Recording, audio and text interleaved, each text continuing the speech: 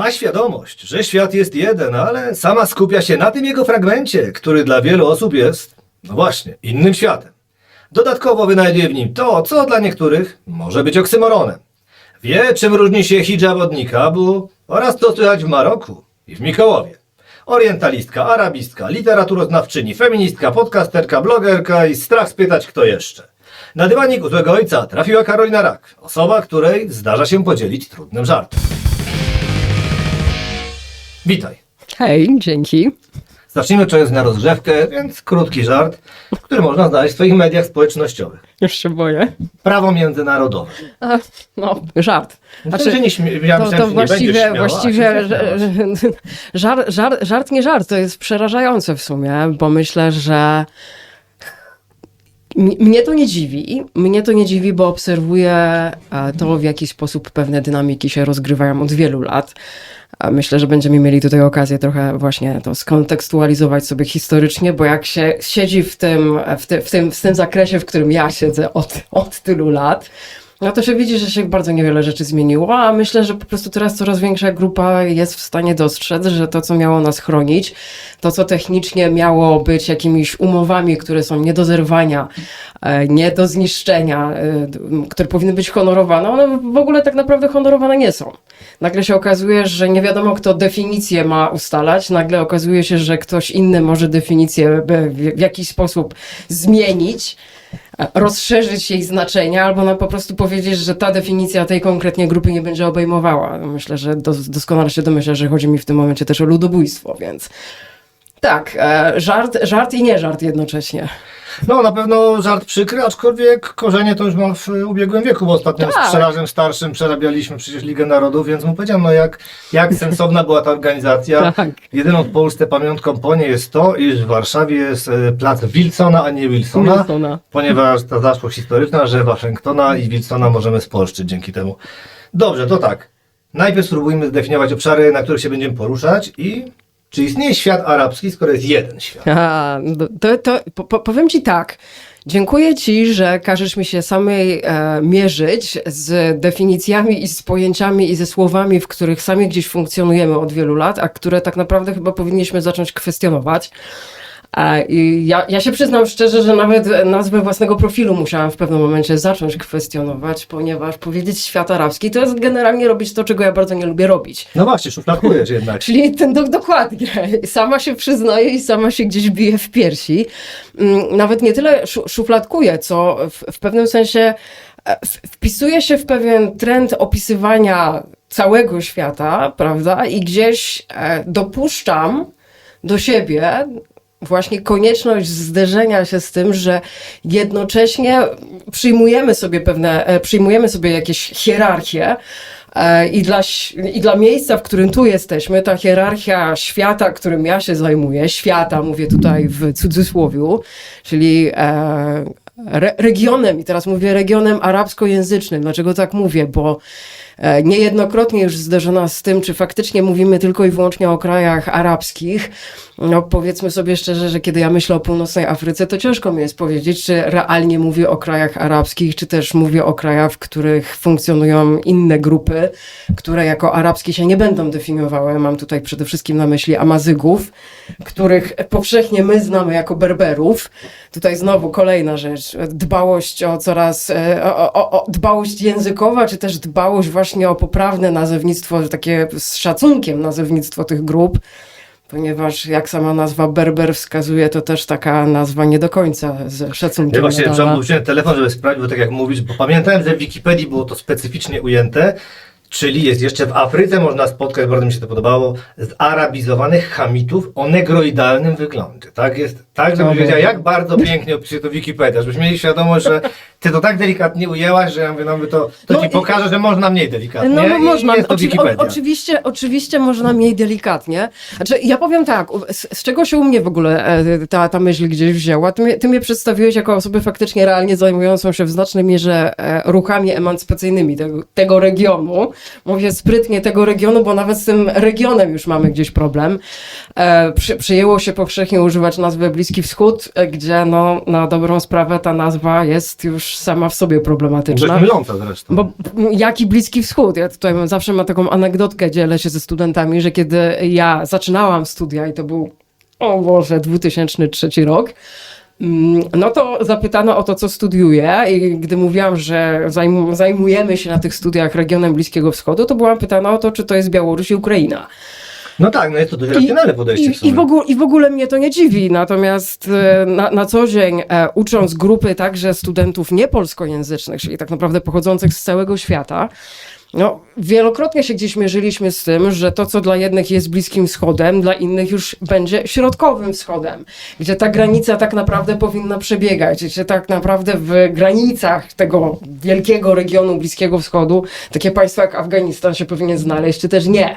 No, ja się tutaj nie będę wypowiadała, bo się na co dzień Afganistanem nie zajmuję, natomiast to nam trochę pokazuje właśnie, że no właśnie, pojęcie bardzo płynne, pojęcie narzucone z góry, ono w regionie zaczęło być w języku arabskim używane, natomiast no nie mówię, że jest to pojęcie, nie mówię, że jest to pojęcie doskonałe. Dwa, cały czas wiążące się z historią kolonialną i właśnie do tego gdzieś się będę próbowała odnieść, bo jedną z rzeczy, których uczę na uniwersytecie jest właśnie no, kwestia problematyki kolonialnej, nazwijmy to szeroko. I właśnie takiego zastanawiania się, skąd te pojęcia się w naszym języku wzięły, w naszym postrzeganiu świata, które, jak słusznie mówisz, jest tak naprawdę światem jednym. A tworzenie sobie takich wzorców jak świat muzułmański czy świat arabski, to jest tak jakby mówienie, że to jest jakiś odrębny świat, jakieś coś kompletnie innego, coś kompletnie niezrozumiałego. No i mam wrażenie, że dzięki temu upraszcza się tak naprawdę tworzenie tej narracji inności. Takiego obcowania tych ludzi i pokazywania jako kogoś tak totalnie innego i tak totalnie niezrozumiałego, że właśnie narzucanie im tego sformułowania inny świat, świat muzułmański, tak naprawdę temu chyba ma służyć. No to jest wygodne dla nas właśnie z tej takiej postkolonialnej perspektywy. No nie oszukujmy się, no, jesteśmy centrum Europy, ale tak dlatego nie dziwię się temu pytaniu, bo przecież sprawdziłem, skoro w tamtych latach studiowałaś, to przecież faktycznie na tej uczelni był taki przedmiot jak stosunki polityczne, systemy polityczne państw środkowo-wschodniej Europy czy wschodniej Europy, więc faktycznie studenci mieli prawo tak myśleć. No i bądźmy szczerzy, wtedy ten daleki tak zwany wschód, czy bliski wschód, czy jak sobie nazwiemy, no był wyjątkowo daleki. Widziało się go tylko w telewizji i jeszcze z tej złej perspektywy, bo pamiętamy przecież to wtedy buddyjskie pomniki niszczyli ci źli, oczywiście, kto no talibowie, którzy już w tym momencie przejęli całą łatkę muzułmanów, bo ja pamiętam, to bodajże był 2002 bądź 2003 rok. Wyszedł taki porucznik społeczno-polityczny i tam była różnica między islamskim dżihadem, chyba Al-Fatahem i właśnie Hamasem, Hezbollahem, a Al-Kaidą. Czyli gdzie są jeszcze te ruchy narodowe, gdzie są te ruchy, które są w stanie z jakimkolwiek laicyzmem czy marksizmem współpracować. No zresztą ekipa Al-Fatahu była za świeckością państwa, a nam się ich przedstawia cały czas właśnie, i też zresztą sam się łapie, nam. Ten świat się przedstawia, nam się przedstawia jako przecież tych dzików innej wiary. No. A o Tatarach zapominamy, którzy są przecież nasi. Czy tam, no, ja tam lubię Tatarów, nie? No ale dobrze, tutaj mamy pierwsze, to tak już zahaczyliśmy o jedno, zobaczmy o drugie. Czym jest feminizm? I tu jeszcze będzie trudniej, żeby od razu w takiej maksymalnej skondensowanej formie, jak to ewoluowało od czasów, powiedzmy sobie, Charlesa Fouriera, aż zapisałem mniej więcej, żeby pamiętać, co on powiedział, to był ogół działań i zachowań wyrażających wszelkie idee związane z emancypacją kobiet. Tak. Tak mniej więcej to w XVIII wieku wyglądało. Okej, to teraz zastanówmy się, bo tu dochodzimy do tego jednego momentu, w którym się na początku lekko uśmiechnąłeś, mówiąc, że jestem przyzwyczajona do zajmowania się rzeczami, które przez niektórych odbierane są jako oksymoron. Bo tu powiem za chwilkę dlaczego, ale jest jednym z pytań do ciebie, oksymoron użyty. Wiem, domyślam się, że będzie takie pytanie. Ja się śmieję głównie dlatego, że za każdym razem, kiedy jestem proszona o opowiadanie tym, czym się zajmuję, to pytania o oksymoron zawsze tam jest. I to powiem tak, to jest w pewnym sensie urocze. Natomiast co próbuję powiedzieć?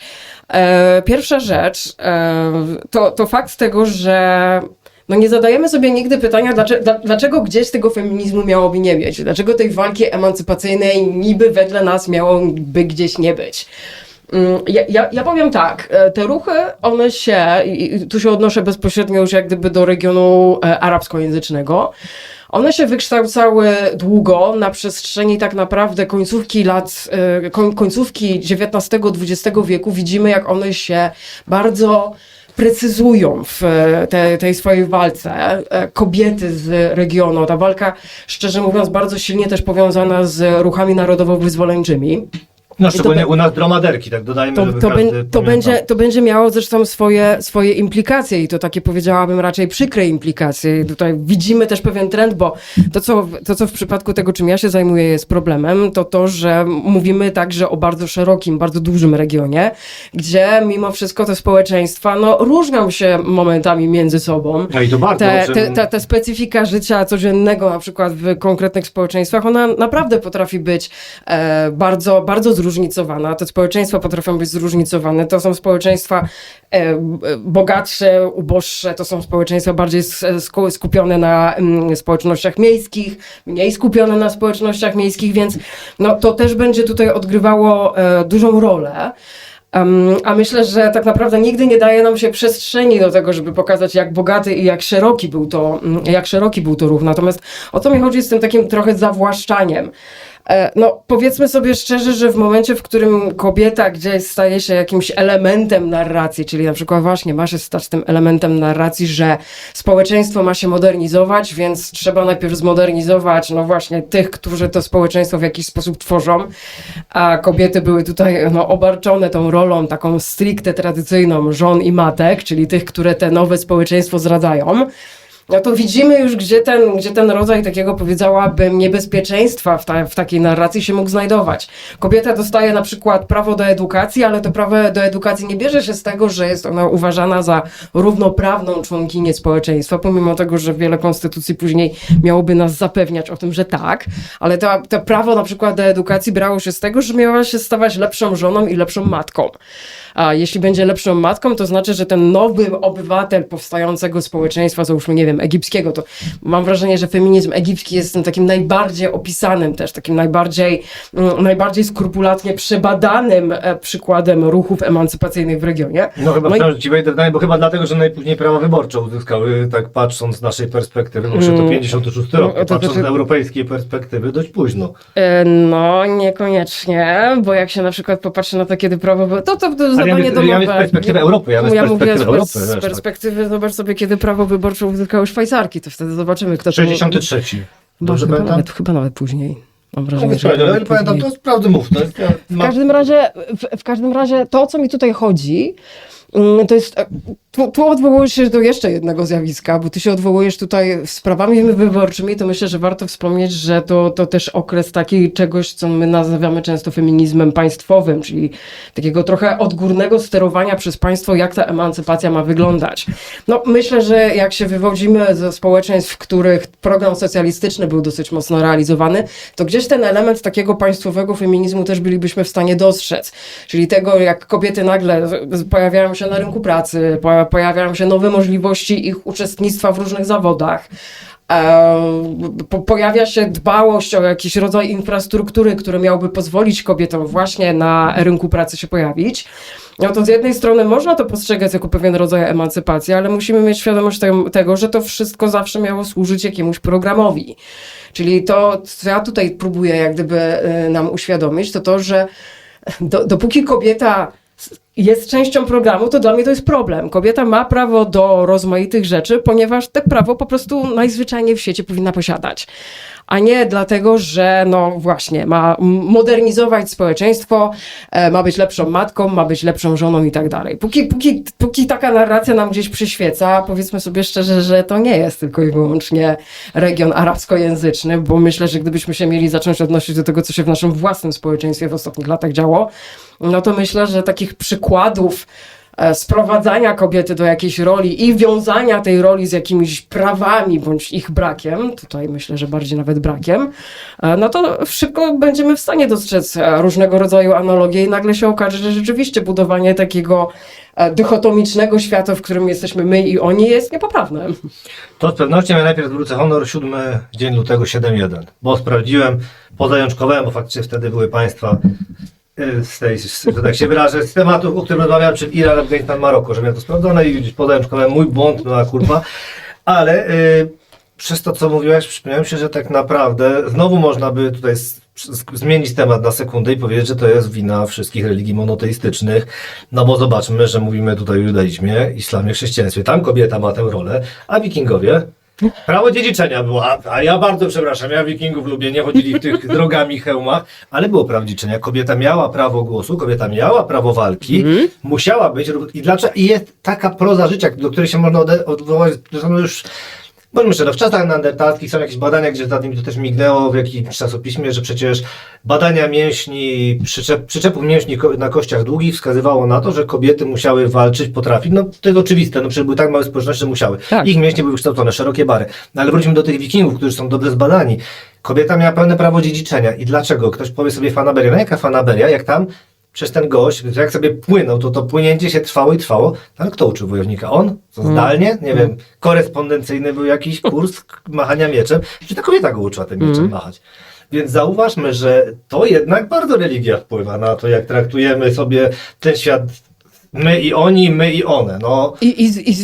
A przede wszystkim to, kto ma wpływ na interpretację tej religii, to bym jeszcze może No, dodatkowo to dodała. I teraz pozwól, że się może rzeczywiście na chwilę do tego odniosę, bo myślę, że ty zrobiłeś bardzo ważną uwagę w kontekście tego, co się często dzieje w polskich mediach, tradycyjnych, społecznościowych i w ogóle w polskiej świadomości, właśnie jeśli chodzi o ten kontekst muzułmański jeszcze do tego wszystkiego. Bo powiedziałeś we wszystkich 3 monoteistycznych religiach i myślę, że to jest niezwykle ważne, bo ja mam wrażenie, że ten poziom demonizowania, który dotyka islamu i społeczności muzułmańskich, w momencie, w którym tak naprawdę podobnych przykładów jesteśmy w stanie zaczerpnąć także z innych tradycji, ja mam wrażenie, że no to jest po prostu pewien rodzaj takiej też, no nie chcę powiedzieć nieuczciwości, ale jeśli mamy świadomość tego, że w naszym własnym społeczeństwie także pewien rodzaj, nie wiem, na przykład interpretacji, czy przywiązania do wartości, które są związane czy z religią, czy już z konkretnymi denominacjami, do których ludzie przynależą, nie wiem, prymatem kościoła i tak dalej, no to umiejętność jak gdyby pokazania pewnego rodzaju no, podobieństw działania, no bo powiedzmy sobie szczerze, właśnie na tym to trochę się też opiera, że jeśli mamy męską wykładnię, nazwijmy taką patriarchalną wykładnię tego, w jaki sposób ludzie funkcjonują w danym społeczeństwie i ono jest sprzężone w jakimś sensie z religią, no to wiadomo, że to będzie działało zarówno w społeczeństwach muzułmańskich, jak i w społeczeństwach, które technicznie opierają się, no właśnie, na przykład na naukach chrześcijańskich. Myślę, że chrześcijański nacjonalizm amerykański to jest, ci, którzy mnie choć trochę znają, to doskonale wiedzą, że to jest taki trochę, nie chcę powiedzieć mój konik, ale ja się wywodzę ze środowisk, które no trochę taką jak gdyby szkołę pokazują. Wywodzę się z bardzo konserwatywnych protestanckich środowisk, które też w jakimś sensie odbijają to, co w Stanach teraz obserwujemy, a odcinanie tego tak naprawdę od tego właśnie zawłaszczania gdzieś w jakimś sensie interpretacji religii, tego w jaki sposób się, no ludziom, no nie chcę powiedzieć pierze mózgi, no ale mimo wszystko trochę się ich wprowadza w takie poczucie. Nie mam z tym problemu, żeby Wprowadza im się takie poczucie, że ktoś ich naucza, że ma być jakoś i oni mają tego po prostu nie kwestionować. Mają wierzyć tak, że Bóg tak kazał, chociaż Bóg może z tym nauczaniem tak naprawdę nie mieć absolutnie nic wspólnego. Natomiast to, co dla mnie jest ważne, to jest właśnie to twoje pokazanie, że to nie jest tak, że tego typu problem odnajdujemy tylko w nauczaniu, czy też właśnie w jakimś rodzaju interpretowaniu jednej konkretnej religii. Absolutnie bym to raczej właśnie powiedziała, że widzę tutaj pewną tendencję we wszystkich 3 monoteistycznych religiach. Wodą się z jednego pnia, no nie oszukujmy się, do tego, żeby być zagarnianymi. I to powiedziałabym właśnie zagarnianymi w taki sposób, że to kobieta na tym traci.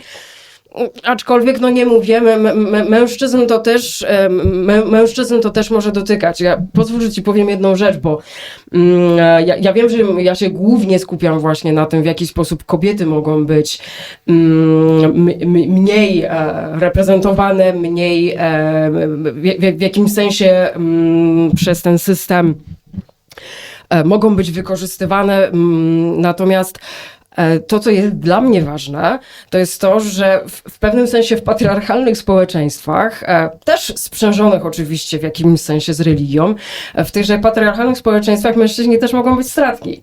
Tylko, że jak się zastanowić nad tym, że masz na przykład bardzo taką tradycyjną naukę, w której to mężczyzna ma być tym, który właściwie utrzymuje rodzinę, no to zapytajmy się, czy to nie jest obciążanie człowieka olbrzymim obowiązkiem, czy to nie jest obciążenie człowieka takim poczuciem odpowiedzialności, który być może nie każdy jest w stanie unieść na takim poziomie, na jakim się tego od niego wymaga. Czy to nie jest budowanie w człowieku przeświadczenia, że jeśli on w jakimś momencie swojego życia nie spełnia na przykład ekonomicznych przesłanek do tego, żeby móc założyć swoją rodzinę, to co to o nim świadczy?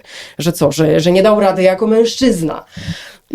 Ja myślę, że dopóki się tego holistycznie nie zacznie traktować jako całość, jak gdyby właśnie badania tego społeczeństwa, tych społeczeństw, także naszego społeczeństwa holistycznie jako całość, tylko cały czas się nas będzie jak gdyby przeciwstawiać jako jakiś rodzaj grup, które nie mają gdzieś tej intersekcji, nie mają gdzieś tego połączenia, no to powiedzmy sobie szczerze, że żadnego takiego uleczenia społecznego ja tutaj nie widzę. Nie widzę takiej możliwości. No tylko my chcemy i dajemy się być ogrywani w myśl zasady rząd idzie, to pasuje wszystkim rządzącym, dlatego te religie tak nas ogrywają też, ale już nawet nie mówię o samych religiach, bo po raz kolejny mówimy tutaj, tak trochę powiem, że tak w taką pułapkę zawsze wpada feminizm jedną, a mianowicie to, co ty starasz się wybrać, czyli że jednak ci mężczyźni są poszkodowani, bo zobacz, że przecież, to jest moja hipoteza, za którą zawsze stoję, to kobiety stoją za sukcesem Kościoła. To one są później, przecież większość kobiet, zobacz poglądy polityczne, jest konserwatywnych. To one później trzymają się tego Kościoła. Jeśli zobaczycie w średnim wieku i prezencję w Kościele, to one trzymają się tych zasad, ponieważ ta tradycja, ona jest im wpojona. Ja nie mówię, że to jest ich własny wybór, tylko ona jest wpojona przez lata. Ale to jest posłuszeństwo, no właśnie, bo to są jak gdyby wątki, o których my nigdy nie rozmawiamy. Tak, tylko że chodzi mi o to, bo sobie dokończę, to wprowadza jeszcze brutalniejszą rzecz, bo my mówimy o Kościele, ale chcę to dlatego powiedzieć, że my to widzimy w Polsce, więc widzimy to, konserwatyzm kobiet, które później mówią, ale wnusia, jak ty się ubierasz, ale wnusiu, jak ty się ubierasz, chłopiec musi to, ale dochodzi do jeszcze gorszej rzeczy, która jest de facto już w twoim obszarze zainteresowań i badań, a mianowicie ta hipoteza o teorii zemsty, czyli skoro kobieta została okaleczona, skoro jej organy płciowe zostały odcięte, to ona w tym momencie swojej wnuczce, swojej córce robi to samo, bo przecież to matka często bierze udział w tym żeganiu córki i doprowadza to do tego, że później powstaje ta ciekawa zależność religijna, że kobieta jest brutalnie okaleczana, no ale zaraz, obrzezanie mężczyzn też istnieje. I popadamy teraz w skrajność, bo mówimy, że obrzezanie mężczyzn jest okej i daliśmy radę sobie to wmówić przez to, że ta religia przez tyle tysięcy lat jest i na szczęście nie udało się przekonać do tej retoryki, która była próbowana, bo widziałem ją w mediach zachodnich, gdy próbowano stwierdzić, że to tak jak u mężczyzn jest higieniczne, tak i u kobiety będzie higienicznym zabiegiem barbarzyńskie po prostu okaleczenie, które dzięki temu, że zmniejszy liczbę partnerów seksualnych, pomoże jej zdrowotnie. No przy każdą bzdurę można przecież jakoś usprawiedliwić. No, ktoś jakoś Holokaust dał radę ludziom też wymówić, więc czemu nie wymówić, że to obrzezanie jest w obu wypadkach fajne? No ale właśnie przez to, że już od tysięcy lat sobie to wmawiamy, to nagle jest moda w Stanach teraz, że mężczyzn warto by rzezać. No miejmy nadzieję, że nikt nie wpadnie na kolejny pomysł, ten właśnie o okaleczaniu kobiet. To o tym miałem. Tutaj właśnie tak powiem, że widzimy, że jest to zawsze pułapka, że no faktycznie ci mężczyźni jakoś, tak jak powiedziałeś, no też na tym cierpią. Jakoś nie zauważamy tego, że no on później nie jest męski. To on nie jest męski, nie utrzymał rodziny. No nie dał sobie rady.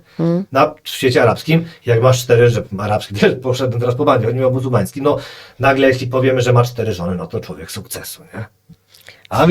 Ale to jest uproszczenie skrajne. No jest. Ale zobacz, że tak ludzie myślą. Bo jaka jest opinia u osoby, która zna religię tylko z telewizji?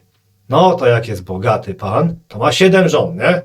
No a jak ma jedną, no to coś mu nie pykło w życiu. No żyjemy w świecie uproszczeń, wierzymy w te kretynizmy. To jest prawda. Wiesz, tu jest kilka wątków w tym wszystkim, ja tutaj dostrzegam, w tym, co ty mówisz. A propos tego umacniania, no... To jest na dłuższy jakiś taki rodzaj refleksji, to jest na takie dłuższe w ogóle zastanowienie się, w jaki sposób to umieścić. Natomiast no, powiedzmy sobie szczerze, że ten cały system zbudowany jest i zbudowany jest o to, kto ma być i w jaki sposób ma być posłuszny i dlaczego ma być posłuszny. I właśnie nie zastanawianie się nad pewnymi zabiegami czy strategiami, które są stosowane nawet w obrębie właśnie takiej prostej komórki jak rodzina, gdzie ktoś na przykład właśnie w sumie niezależnej jednostce ludzkiej od dziecka do dorosłego zwraca uwagę na przykład na sposób ubierania się, na sposób zachowania się, na język, który używa, no to jest tak naprawdę cały czas wciskanie nas w jakieś takie okowy właśnie. Nie tyle jakiegoś konwenansu zachowań, co po prostu cały czas wtłaczanie w nas jakiegoś takiego pojęcia, raz, że uporządkowania i wstydu wynikającego z tego, że tego uporządkowania nie jesteśmy w stanie, nie jesteśmy się w stanie w nim dobrze obracać. To zawstydzanie jest tutaj, mam wrażenie, też takim elementem, który też gdzieś często jest pomijany, no bo właśnie zwracanie komuś uwagi na to, w jaki sposób jest ubrany, no jest tak naprawdę budowaniem właśnie tego poczucia wstydu. A poczucie wstydu jest doskonałym elementem do tworzenia właśnie kontroli, do takiego nadmiernego utrzymywania poczucia kontroli nad jednostką, nad większą grupą, później ostatecznie tak naprawdę nad całym społeczeństwem. I to, że my takich rzeczy nie kwestionujemy, albo kwestionujemy na bardzo, powiedziałabym, małą skalę, powtarzając właśnie chociażby, że nie wiem, nie chcemy być pytane o to, kiedy będziemy zakładały rodzinę i tak dalej, że to są jakieś takie elementy, które już gdzieś powinny odejść do lamusa i do przyszłości. To nie mierzenie się tak naprawdę z tym, z czego to się bierze, z tymi wartościami, czy wartościami właściwie, nie wartościami, tylko właśnie jakimiś takimi elementami do budowania jakichś mechanizmów kontroli społecznej, no jest moim zdaniem potężnym problemem. Ludzie właśnie patrzą chociażby przez pryzmat chusty. Gdy ludzie słyszą muzułmanki, zawsze ten wątek chusty się gdzieś pojawi. No, oczywiście. A zauważ, że no, nie przywiązujemy tak samo dużej wagi, mam wrażenie, tak ja to oceniam, nie przywiązujemy tak samo dużej wagi do tego, że jakiś rodzaj shamingu, czy też właśnie zawstydzania kobiety, dziewczyny, dziewczynki, ale też chłopaka, chłopca, mężczyzny, czy w ogóle osób, zawstydzanie ich pod kątem ich wyglądu, tego, czy się ubrali stosownie, nie wiem, kto decyduje, co to jest stosowność, czy też niestosowność, to też jest dokładnie taka sama forma kontroli, tylko nauczyliśmy się, że są pewne bardziej widoczne elementy, które pod taką kontrolę jesteśmy w stanie podciągnąć i się te widoczne elementy dla nas bardziej demonizuje, tworząc w ten sposób poczucie bardzo złudnej, większej wolności, mniejszej kontroli, a czy tak jest? No nie powiedziałabym. No nie, no i właśnie tak jak mówię, no, zresztą ta ocena jest tak nam wdrukowana i tutaj sobie na chwilę wrzucę też, bo mam wątek o prasie kobiecej i bo też powiedziałaś o tym teraz, no zacytuję książkę o Trywializacja feminizmu, która też korzysta z innych książek, dlatego będzie podwójny cytat, ale prasa kobieca ma zarówno rys emancypacyjny, niefeministyczny, to jest bardzo ważne, dlatego sobie to zaznaczam, bo to jest bardzo dobry cytat, jak i antyfeministyczny. Czytelniczki charakteryzuje zbiorczo jako młode, pracujące, zasobne kobiety, którym mówi się, że mają prawo, a może nawet i obowiązek realizować swoje potrzeby i pragnienia, żądać większego kawałka tortu i dowolnie opóźniać podejmowanie, i tutaj kolejny cudzysłów, naturalnych dla nich ról matki i żony. Magazyny mody i reklamy nieustannie przypominają kobiety o ich mniejszych lub większych niedoskonałościach. Liczne przekazy utrwalają obowiązujące standardy piękna. Oko przyzwyczaja się do społecznie skonstruowanych i eksponowanych kształtów, konturów i kolorów ciała. Piękne ciała, które obserwuje się na plakatach, stają się normą, no i w konsekwencji oczekuje się od kobiet, że będą te normy spełniały. I cały czas jest ten wywód, że ta emancypacja nie poszła już w feministycznym kierunku. Ona już idzie w takim właśnie, że uwolnijmy się od paru rzeczy, a nie myślimy o tym, że de facto wyrzucamy się znowu w to, że ty musisz wyglądać dalej. Wiesz co, to dla osób, które cię słuchają, ja bym szczerze polecała na przykład takie prace, jak jest książka nie tak dawno wydana w Polsce, przetłumaczona, Feminizm dekolonialny się nazywa. Oczywiście. To jest książka ważna chociażby dlatego, że pozwala nam, mówię tutaj w tym momencie osobom zakorzenionym w takich społeczeństwach, jak chociażby społeczeństwo polskie, dostrzec, w jaki sposób feminizm stał się doskonałym narzędziem kapitalizmu i to, jak to ze sobą się tak naprawdę sprzęgła. W momencie, w którym coś staje się sprzęgnięte z kapitalizmem, wybacz, tu krytyka antykapitalistyczna oczywiście musi natychmiast nastąpić. Czemu ci wybaczać? Znaczy, że wybacz, bo będzie rant. O to mi bardziej chodzi. Dobrze. Rozumiem, rant może być, dobrze, to niech będzie. Nie no, właśnie mam wrażenie, że tego typu prace powinny być w tym momencie pracami, no nie chcę powiedzieć obowiązkowymi, ale pozwalającymi nam lepiej zobaczyć, że w momencie, w którym feminizm jest tak naprawdę używany, a niestety jest używany, no powiedzmy sobie szczerze, że gdy spoglądamy chociażby na administrację Donalda Trumpa, to można by wyjść z założenia, że jest to prezydent niezwykle sprzyjający emancypacji. Przecież gro osób, które go otaczają, osób zajmujących najważniejsze stanowiska w państwie, to są kobiety. Więc można by w takim razie wywnioskować z tego, że prezydent Trump jest prezydentem no, prawie że feministycznym, bądź może nawet wręcz feministycznym. Ale to jest bardzo mylne przeświadczenie, bo to, że kobieta znajduje się u władzy, czy to od razu musi oznaczać, że ona też tak naprawdę sprzyja temu, by ta solidarność i sprawiedliwość społeczna była realizowana. A powiedzmy sobie szczerze, że dla feminizmu, tak jak sobie na początku definiowaliśmy, ten element solidarności i społecznej sprawiedliwości to są tak naprawdę kluczowe fundamenty dla całego tego ruchu. No i doskonale widzimy tak naprawdę, że ten, nazwijmy to feminizm w cudzysłowiu, badaczki to nazywają feminizmem cywilizacyjnym, albo hegemonicznym, czyli właśnie wpisującym się w tę narrację dominacji nad różnymi grupami i właśnie budowania jakiegoś takiego wzorca kobiety, która ma być kobietą sukcesu, ale na bardzo konkretnych zasadach, ona ma również w bardzo konkretny sposób wyglądać. No to jest właśnie ten wzorzec, który od wielu lat feministki, zwłaszcza wywodzące się z środowisk osób koloru, będą osobami, które będą głośno krzyczały o tym, że to jest feminizm, który został zagarnięty. To jest feminizm w służbie pana. No tak, jak teraz przecież lewicę kojarzymy nie już z lewicą antykapitalistyczną, prorobotniczą, tylko dla nas to jest teraz przecież społeczno-kulturowy konstrukt, taki Tak. światopoglądowy, który Tak. nie ma związku z prawdziwą lewicą. Ja przepraszam, to mówię, ale ja nie uważam liberałów za lewicę, nigdy nie uważam, nigdy nie będę uważał, jest to dowcip, jest to wręcz no potwarz dla mnie, że ktoś ich tak nazywa. Ale od razu bym, bo zapomnę spytać, sobie tu wynotowałem też, żeby nie zapomnieć, to, o czym teraz mówi Karolina, możecie szerzej u Pawła Mościckiego w podcaście Inny Świat, bo pamiętam, że tam mówię o tym feminizmie dekolonialnym, więc możecie przeczytać, ale tak, feminizm jest teraz narzędziem kapitalizmu, no. Zresztą druga fala feminizmu, sobie pozwolę, bo gdzieś mam na pewno Betty Friedan, gdzieś mam zanotowaną. To skoro teraz ty sobie szukasz, a powiedziałeś Betty Friedan, powiem ci szczerze, ja nie ukrywam swoich poglądów, ja jestem osobą propalestyńską i ostatnio w ramach jednego ze swoich działań musiałam sięgnąć Ale ja właśnie... właściwie słowa chyba mam te, o których mówisz, bo ja Tak? właśnie te słowa o komfortowym obozie, bo ja to znalazłem, ona miała słowo o komfortowym obozie koncentracyjnym. I dla mnie to było tak, a to przepraszam, to No to nie, dokończ to ty, myśl. dobra, moja myśl się wiąże z czymś innym, dlatego że dzięki temu właśnie, że musiałam przygotować jeden konkretny materiał, miałam okazję zobaczyć Betty Friedan w działaniu. O. Albo inaczej, to siostrzeństwo zachodnie w działaniu. Jest taka anegdota, nie wiem, czy to anegdotą można nazwać, egipskiej feministki Nawal el-Saadawi. To była postać naprawdę wybitna dla tego ruchu i ona opowiadała w pewnym momencie o takim jednym swoim doświadczeniu z Międzynarodowej Konferencji Kobiet, podczas której Friedan miała jej zwrócić uwagę, zanim Saadawi wystąpiła, że Kojarzę. ma nie poruszać tematu Palestyny, bo Tak, to nie, to było dość głośne w bo to nie jest, środowisku. to jest konferencja kobiet, a nie konferencja polityczna. Tak jakby właśnie kwestia kobieca nie była kwestią polityczną, Tak. nie była z tym powiązana.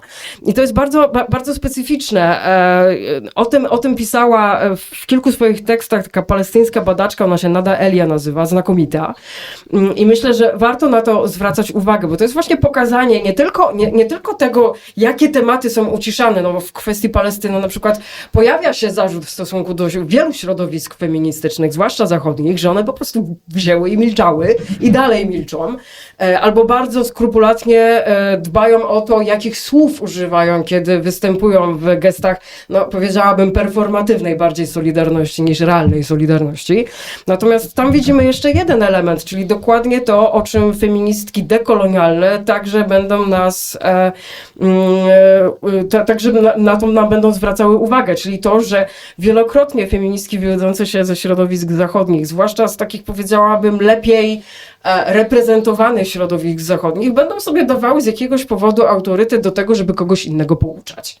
Tak, oczywiście, to jest tak zabrzmi rasistowsko, no ale to jest to białe pouczanie, no my jesteśmy tymi, No tak, dalej... to jest tak dalej- zwany syndrom białej zbawczyni. Tak, to jest Bardzo- dalej ten kolonializm wraca, to przecież to się nie da ukryć, że mamy te korzenie, my was nauczymy, bo my was, a kto was skolonizował? Ale Sami się skolonizowaliście.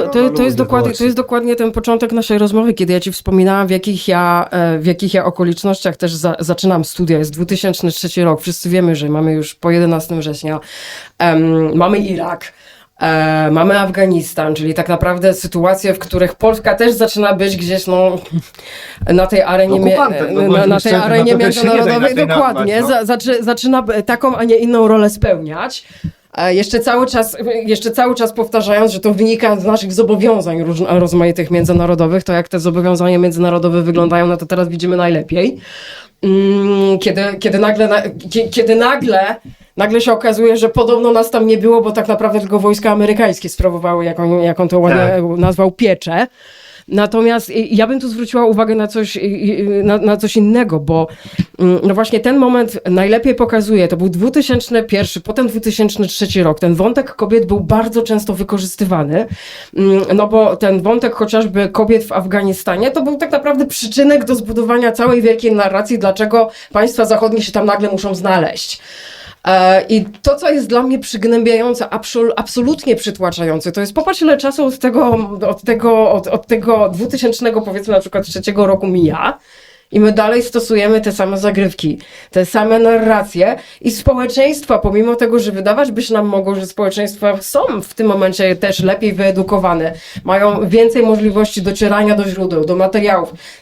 Sami bardzo dużą część tego świata już też gdzieś mieliśmy okazję albo zobaczyć osobiście, albo właśnie przez pryzmat rozmaitych mediów, a mimo to cały czas na te same narracje się nabieramy. Ale bo my się dajemy robić jak małe dzieci na wszystko, nie oszukujmy się. Kto jest teraz autorytetem moralnym? Roman Giertych, człowiek, przeciwko któremu, pomijając już protesty, 2007 miałem przyjemność pisać o tym, jak zaczął bronić żołnierzy w Nangarker. Dla mnie, no niech sobie pozywa, wiadomo, ja mogę nazwać, no tak jak nadał kiedyś Leszek Miller, pana Ziobro. Ten człowiek był wtedy autorytetem moralnym i do czego nawiązuje kolonializm? Przecież o czym wołał Jędrzej Giertych? No Żydzi na Madagaskar. Kto tu był pomysłodawcą, żeby sobie robić kolonie swoje? No więc ci ludzie dalej są w polityce. Czy oni się ładnie ubiorą, czy przypudrują ten nosek? To są dalej ludzie, którzy mają jakieś profaszystowskie ciągoty, bo to tego się też trudno... No jak człowiek, który był szefem Młodzieży Wszechpolskiej, może być twarzą równości? Jak on może po prostu... No i te osoby są dla nas teraz, zresztą dla nas, no dla społeczeństwa autorytetami medialnymi, bo są po dobrej stronie dla jednej barykady, po drugiej będą dla złej. Nagle zapominamy o tym i no i ten problem ogrywania się przez feministki, no dla mnie, no to też wiem, że na pewno niepopularny, no ale no dla mnie pani Magdalena Środa zawsze była problemem i ja nie będę oszukiwał, no 2004-2005 rok była, to było rzeczniczką do spraw równouprawnienia kobiet. No i ja pamiętam, no to akurat będę sobie pojechałem na jedno spotkanie z nią. Miałem zadać jedno pytanie, bo się ustaliśmy z kolegą w redakcji. W sumie pojadę na jedno pytanie.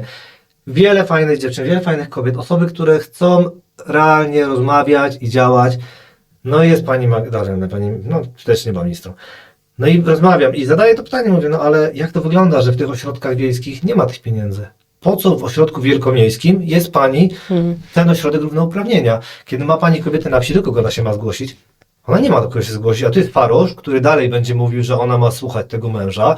My tu jest dalej ta kultura przemocowa, to pani myśli, że ona szukając pomocy wsiądzie, pojedzie 100 km autobusem, no tam i kwoty ile w miastach wydali. Ja mówię, no ale dobrze, ale to nie będzie promieniowało, to nie jest, przecież teoria skapywania kapitału, tak jak jakiegoś skapywania dobra, to jest teoria obalona już dawno, no nie będzie to tak się działo.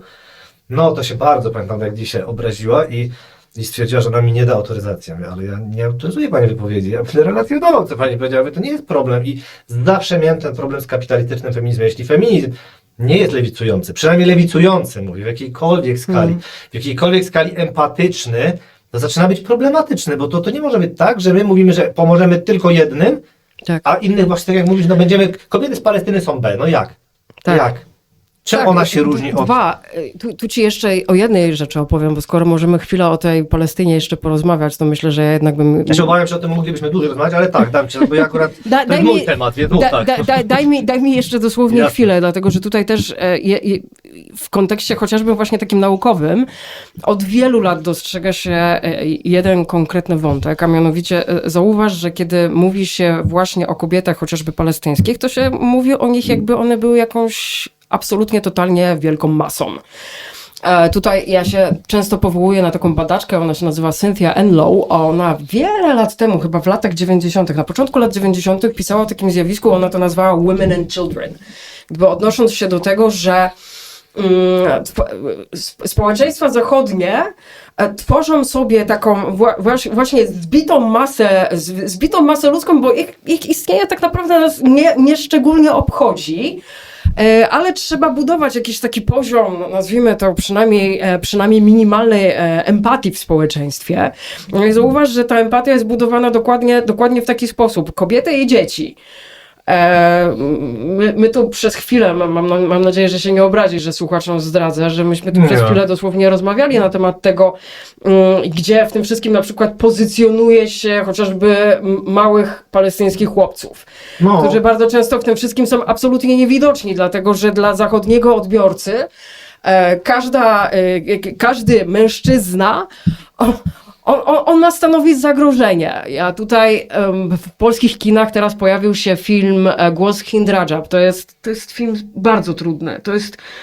To jest film, który, no ja bym chciała, żeby on naprawdę zaczął coś w ludziach robić. Czy on coś zrobi? Nie jestem przekonana, ponieważ nie jest to pierwszy tego typu film, który ja widziałam. I nie widzę, żeby jakoś z powodu większej ilości projekcji ludzie nagle zaczęli czuć potrzebę wyrażenia większej solidarności. Ale po co ja to mówię? Dlatego, że sytuacja z Hind Rajab jest doskonałym przykładem tego, w jaki sposób pozycjonuje się osoby pochodzące z regionu. O Hind Rajab, zdaje się, któraś z dziennikarek CNN-u pisała, że to jest kobieta, która została zabita przez wojsko izraelskie. Jaka kobieta? No, Jak można mówić o dziecku kobieta? trzeba to troszkę jednak złagodzić, no nie?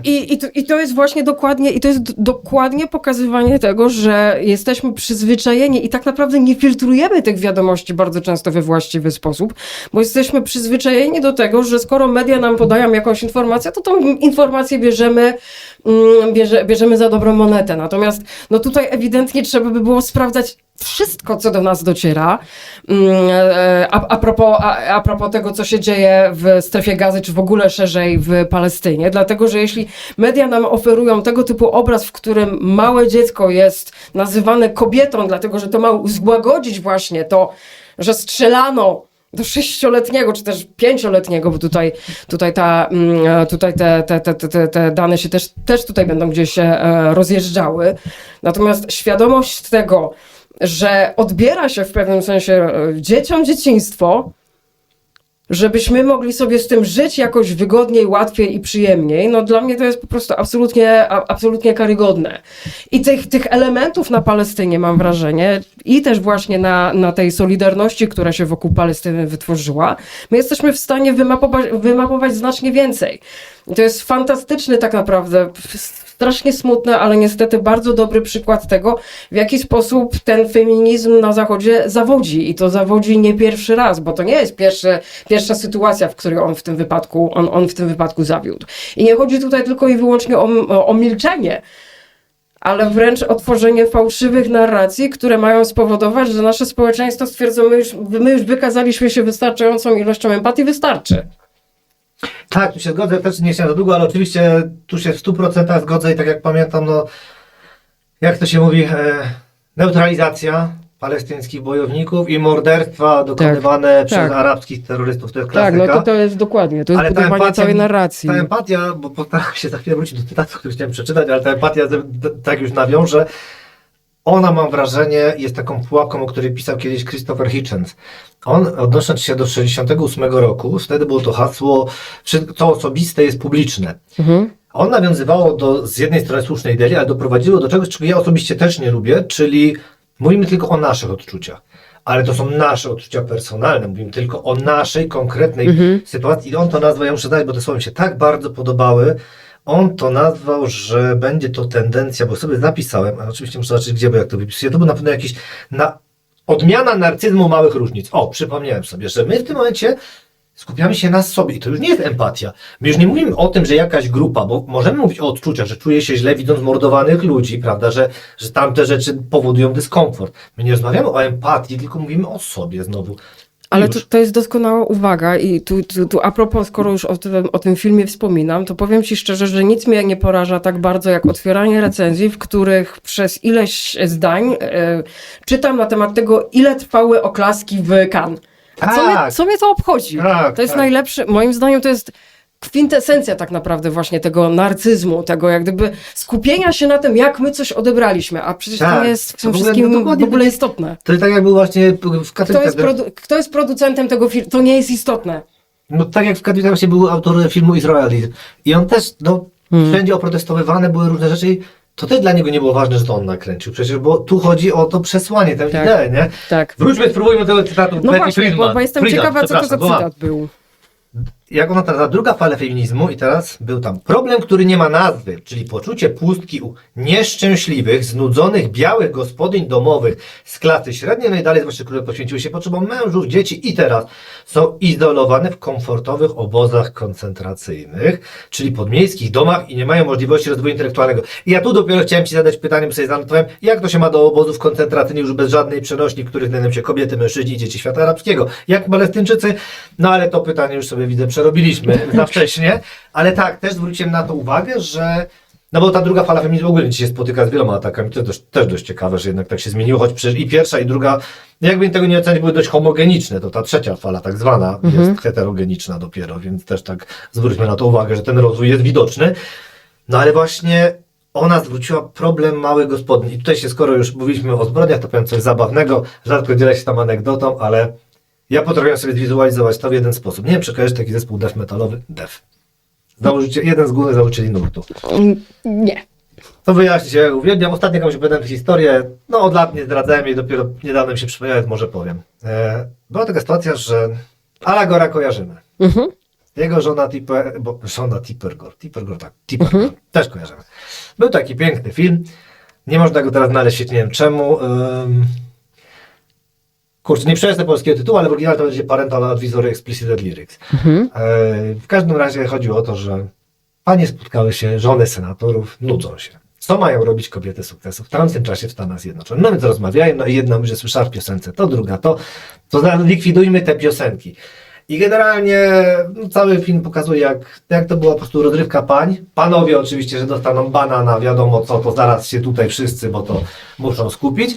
No i później ten człowiek, który odbierał Nobla, niby z tej lewej strony już, to pokazane jak w tych latach 90. wszystkie te naciski kobiet, dużo perturbacji, no i na koniec, jak się skończyło, no pani Gore kazała dawać te naklejki, zwyciężyła tej ekipa tych młodych dam. No i dlatego jest płyta zespołu Death Scream Bloody Gore, który wcale nie chodzi o to, że ma krzyczeć krwawa posąga, prawda, więc pamiętam i to było tak skrajne pokazane właśnie tych znudzonych, bogatych kobiet z Ameryki, które dla nas są tym wzorem, teraz właśnie my myślimy, że to są feministki. To jest ta pułapka, w którą się daliśmy złapać. My nie myślimy o kobietach, które walczą o prawo pracy. My nie myślimy o kobietach, które walczą o swoje prawo. My myślimy o bogatych paniusiach z amerykańskich przedmieść, które są milionerkami. No ale Jak ona ma widzieć kobietę z Palestyny? masz na przykład cały ruch, który tak naprawdę zmierza do krytyki chociażby tych pojęć takich jak girl boss, czyli stworzenie właśnie takiego szymlu kobiety sukcesu. Tak. I budowania takiego przeświadczenia, że każda z nas powinna się w jakiś konkretny sposób zachowywać, być bardzo pewna siebie, mieć jasno wyznaczone cele i to jest dokładnie ten feminizm. Natomiast ja bym tutaj jeszcze na jedną rzecz zwróciła uwagę, bo ty myślę, że słusznie tutaj przyglądasz się temu, jak mało reprezentatywne są niektóre grupy. I tu bym wręcz powiedziała, że na przykład w badaniach nad arabskim feminizmem, to co mnie ostatnio też bardzo ciekawi, jest właśnie przyglądanie się temu, na jakich etapach właśnie następuje włączanie rozmaitych grup, albo właśnie uświadamianie sobie tego, jak bardzo ruchy tracą na tym, że różne grupy nie są w ogóle reprezentowane w tymże ruchu emancypacyjnym. One się tutaj przede wszystkim odnoszą do okresu, w którym następuje coś, co one nazywają bardzo często NGO-zacją. Właśnie tego ruchu feministycznego, zwracając uwagę na to, że ten moment, pomimo tego, że wiązał się także z przyjściem dużej ilości pieniędzy, które rozmaite projekty mogły wspierać, to często były to projekty, które no trochę działały na zasadzie fundator sobie coś wymyślił i teraz trzeba spełniać życzenia fundatora. Czyli też w pewnym sensie uwiązywały to praktykowanie, ja to tak nazywam, to praktykowanie feminizmu od takiego bardzo zachodniego wzorca. Ja myślę, że to, co dla mnie tutaj jest ważne w tym o czym ty mówisz i o co też pytasz, to jest też taka umiejętność przyjęcia do siebie. Ja myślę, że to często jest dla moich rozmówców, czy dla ludzi, z którymi na ten temat dyskutuję. To czasem bywa może nie problematyczne, ale do tego punktu trzeba dojść, że trzeba umieć zaakceptować to, że te praktyki feministyczne mogą wyglądać na różne sposoby. I takie uwiązywanie kogoś od finansów, od funduszy, powtarzanie, że one muszą być realizowane w jakieś konkretne sposoby, na przykład właśnie na zasadzie kopiuj i wklej sposobów zachodnich, to niekoniecznie jest dobre wyjście. Wręcz powiedziałabym, jest to absolutnie karygodne wyjście i tak to nie powinno funkcjonować. Tak, bo on odłącza ten prawdziwy feminizm, ten Ale wierutny tak naprawdę. i właśnie to zastanowienie się, ja bym tutaj wróciła jeszcze dosłownie na chwilę do tej kwestii oksymoronu, o którym ty mówiłeś. No właśnie, to jest ten paradoks. My sobie będziemy zadawali pytania o to, czy coś jest oksymoronem, a ja mam wrażenie, że to jest właśnie to otwieranie się na to, że coś może wyglądać inaczej, niż my sobie jesteśmy to w stanie wyobrazić. Tak, to, że coś może wyglądać inaczej, niż jesteśmy w stanie sobie wyobrazić, to też widzę, po tym, jakie były ataki na przykład na Girls Power. No bo teraz tak, czy to jest feminizm? Bo jest ten, jak się mówi, jest ten latę, bo przyzna się, że ta książka, w tej trywializacji sobie tak przejrzałem feminizmu. No i właśnie, czemu girl power jest złe? No bo nagle jest świetny argument dla wrogów feminizmu, no bo jak to wykorzystują swój wygląd. Czyli to już one są w tym momencie oprawcami. No bo jak będziemy dzielić, to zawsze znajdziemy. No jak dasz mi psa, ja sobie kij znajdę. To nie jest problem. Więc problem właśnie zawsze jest ten, tak jak mówisz, wykluczanie. Bell hooks. Kto zna bell hooks? Ale tak bądźmy szczerzy. Z ruchu feministycznego. Nie pytam o mnie. Dobra, bo ja jestem nienormalny. Dziwnych ludzi znam, prawda? Kto zna bell hooks? Dlaczego jej nie znamy? No bo wypada z amerykańskiego dyskursu, bo jest czarnoskórą neomarksistką. No ja bardzo przepraszam. No i co? To już się jej zdanie nie liczy? I sobie będziemy, i to jest taki właśnie ten cherry picking. Wybierzmy sobie z feminizmu to, co pasuje mainstreamowi, co będzie do sprzedania w kapitalizmie, że to są ładne, wyfircykowane damulki w krótkich spódniczkach, które jedyne co, to po prostu walczą o miejsca w kadrze kierowniczej. No i Szczerze, badania są już od dawna. Kto jest w kadrze kierowniczej? Większość kadry menedżerskiej w Stanach, tej wysokiej, tej średnio wysokiej tak zwanej, to są kobiety. No, dlatego odwołałam się do administracji Trumpa, No. bo dla mnie, moim zdaniem, to jest najbardziej taka, powiedziałabym, wizualny przykład tego, w jaki sposób ten mechanizm działa. I nabieranie się na ten mechanizm, to z mojej własnej obserwacji, z mojej własnej perspektywy jest strasznie smutne, co najmniej smutne. Dlatego, że doskonale widzimy, że te kobiety tak naprawdę ani nie dążą do poprawy sytuacji innych kobiet w Stanach, bo gdyby tak było, to podejrzewam, że pierwszym tematem, który musiałby być podejmowany, jest chociażby kwestia ubezpieczeń zdrowotnych, do No tak. których bardzo duża grupa Amerykanek w ogóle nie ma dostępu. No to podstawa, nie? Rozmaitego rodzaju wykluczenia, no i chociażby właśnie, no znowu, kwestionowanie prawa do aborcji, które przecież w Stanach również się pojawiło, już abstrahując od tego, że przecież obecna administracja zaczęła dążyć do zmienienia granicy wieku przyzwolenia. Tak, no... Także tak jak mówię, tych przykładów jesteśmy w stanie tutaj mnożyć i to, co mnie najbardziej przeraża, to jest to, że my doskonale wiemy, że to jest problem i nic z tym nie robimy. Ale bo to jest dobrze wykorzystany problem. To jest dokładnie to, o czym my tutaj tak naprawdę cały czas rozmawiamy. Czemu takie książki jak Feminizm dekolonialny są książkami absolutnie niszowymi, chociaż tak naprawdę powinny być w tym momencie argument. Jestem świetny, jeśli chodzi o kontrargumenty. Proszę bardzo, albo my we Francji nie byliśmy, proszę pani, a ta pani jest w Francji i tam jest dużo czarnoskórych, a my czarnoskórych nie widzieliśmy w Białymstoku ostatnio, wie pani. Ja oczywiście to ironizuję, ale co za argumenty? Ja rozumiem, bo częstym argumentem, który jest tutaj też wykorzystywany, jest właśnie zastanawianie się nad kolonialną bądź niekolonialną przeszłością Polski. Nie wchodźmy w to, bo nigdy nie skończymy. Nikt nie umie dwudziestolecia międzywojennego, ja widzę, jest nieprzerobione kompletnie, nie wiemy, co tam się działo. Nikt nie umie, nie wchodźmy w tą debatę, bo mówię, ta debata jest moim zdaniem bardzo potrzebna. Ale z drugiej strony mam wrażenie, że pozwala to właśnie takie rzucanie nieprzerobionych elementów i takie bagatelizowanie ich pozwala dokładnie na trwanie tego, a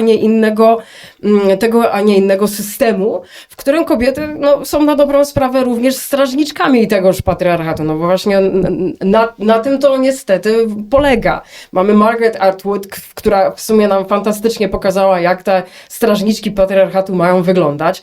Mamy dokładnie książki, gdzie opisuje nam się ten mechanizm, że coś jest feminizmem, a jednocześnie jest hegemonicznym, bądź wpisującym się właśnie w jakiś rodzaj mission Gramsci masz powiałaś, Gramsci tak, troszkę powiało. mission civilisatrice. I to sobie myślisz, że to są tak naprawdę sprzeczności. To są te oksymorony. Ja jestem pytana o to, czy feminizm muzułmański to nie jest oksymoron, albo feminizm No arabski. oczywiście, to jest to pytanie od mojego kolegi z prawicy. To wiadomo, że ale oddajmy, jest prawie godzina, ja myślałem, że po 5 minutach zacznę pytania zadawać, ale to już jeszcze prawie już kończę, bo ja dlaczego mówiłem o tych kobietach w średnio wyższej kadrze menedżerskiej, bo to jest właśnie świetny, bo to jest to, co mówisz, że one są też we władzy Trumpa, to jest pomysł, jak robotnika przyciągnąć do siebie, bo teraz po raz kolejny dajemy się oszukać statystyką. Według średniej mężczyźni nadal zarabiają dużo więcej. Dlaczego? Bo ta najwyższa kadra CEO-sów i tych, co mają wyspy swoje, no to zarabia nieproporcjonalnie Nie wiele. wysoko, tak. Pod nim jest nagle ten próg, gdzie jest tak 50-50 kobiety, mężczyźni, nagle później ten średnio wyższy same kobiety, później się mieszamy, no i na samym dnie są tak zwani robole, prole. I to są ci, którzy później u Trumpa, on do każdego powie, no was trochę kobiety wykorzystują, nie? Bo wy jesteście na dole. No i tu łykają jak te małe pelikany. Tym kobietom mówi, no dałem wam już tyle awansów. To jest przecież mechanizm analogiczny, dlaczego PiS ma takie poparcie u ludzi, którzy teraz mają 40-45 lat. To była przemiana przecież, kiedy dali pewne stanowiska, czy nawet naukowe, władze i naukowe ludziom w wieku 35 lat. Tym, którzy nie mieli szansy wtedy wejść za swoją wiedzę, a za zasługi nie mogli, bo nie byli w odpowiedniej partii. No to jest prosty sposób ogrywania. No i ja nie mówię, że feministki dają się ogrywać, ale tak ogrywa nas wszystkich polityka. To nie jest kwestia feminizmu. Tak, samego. ale dam ci przykład, jak wszystkich się ogrywa. Znowu też z arabskiego podwórka wzięty, egipskiego ponownie. Masz arabską wiosnę z 2011 roku i masz mężczyzn, którzy wychodzą z kobietami protestować. I nagle masz bardzo dużą ilość zachowań, które te kobiety ma z tych ulic, z tych placów przepędzić. Tak, typowo. Bo masz wrażenie, że mężczyzna jest nauczony, że to miejsce w proteście, to miejsce w kontestacji władzy to jest miejsce mężczyzny. Co ona w takim wypadku robi koło niego?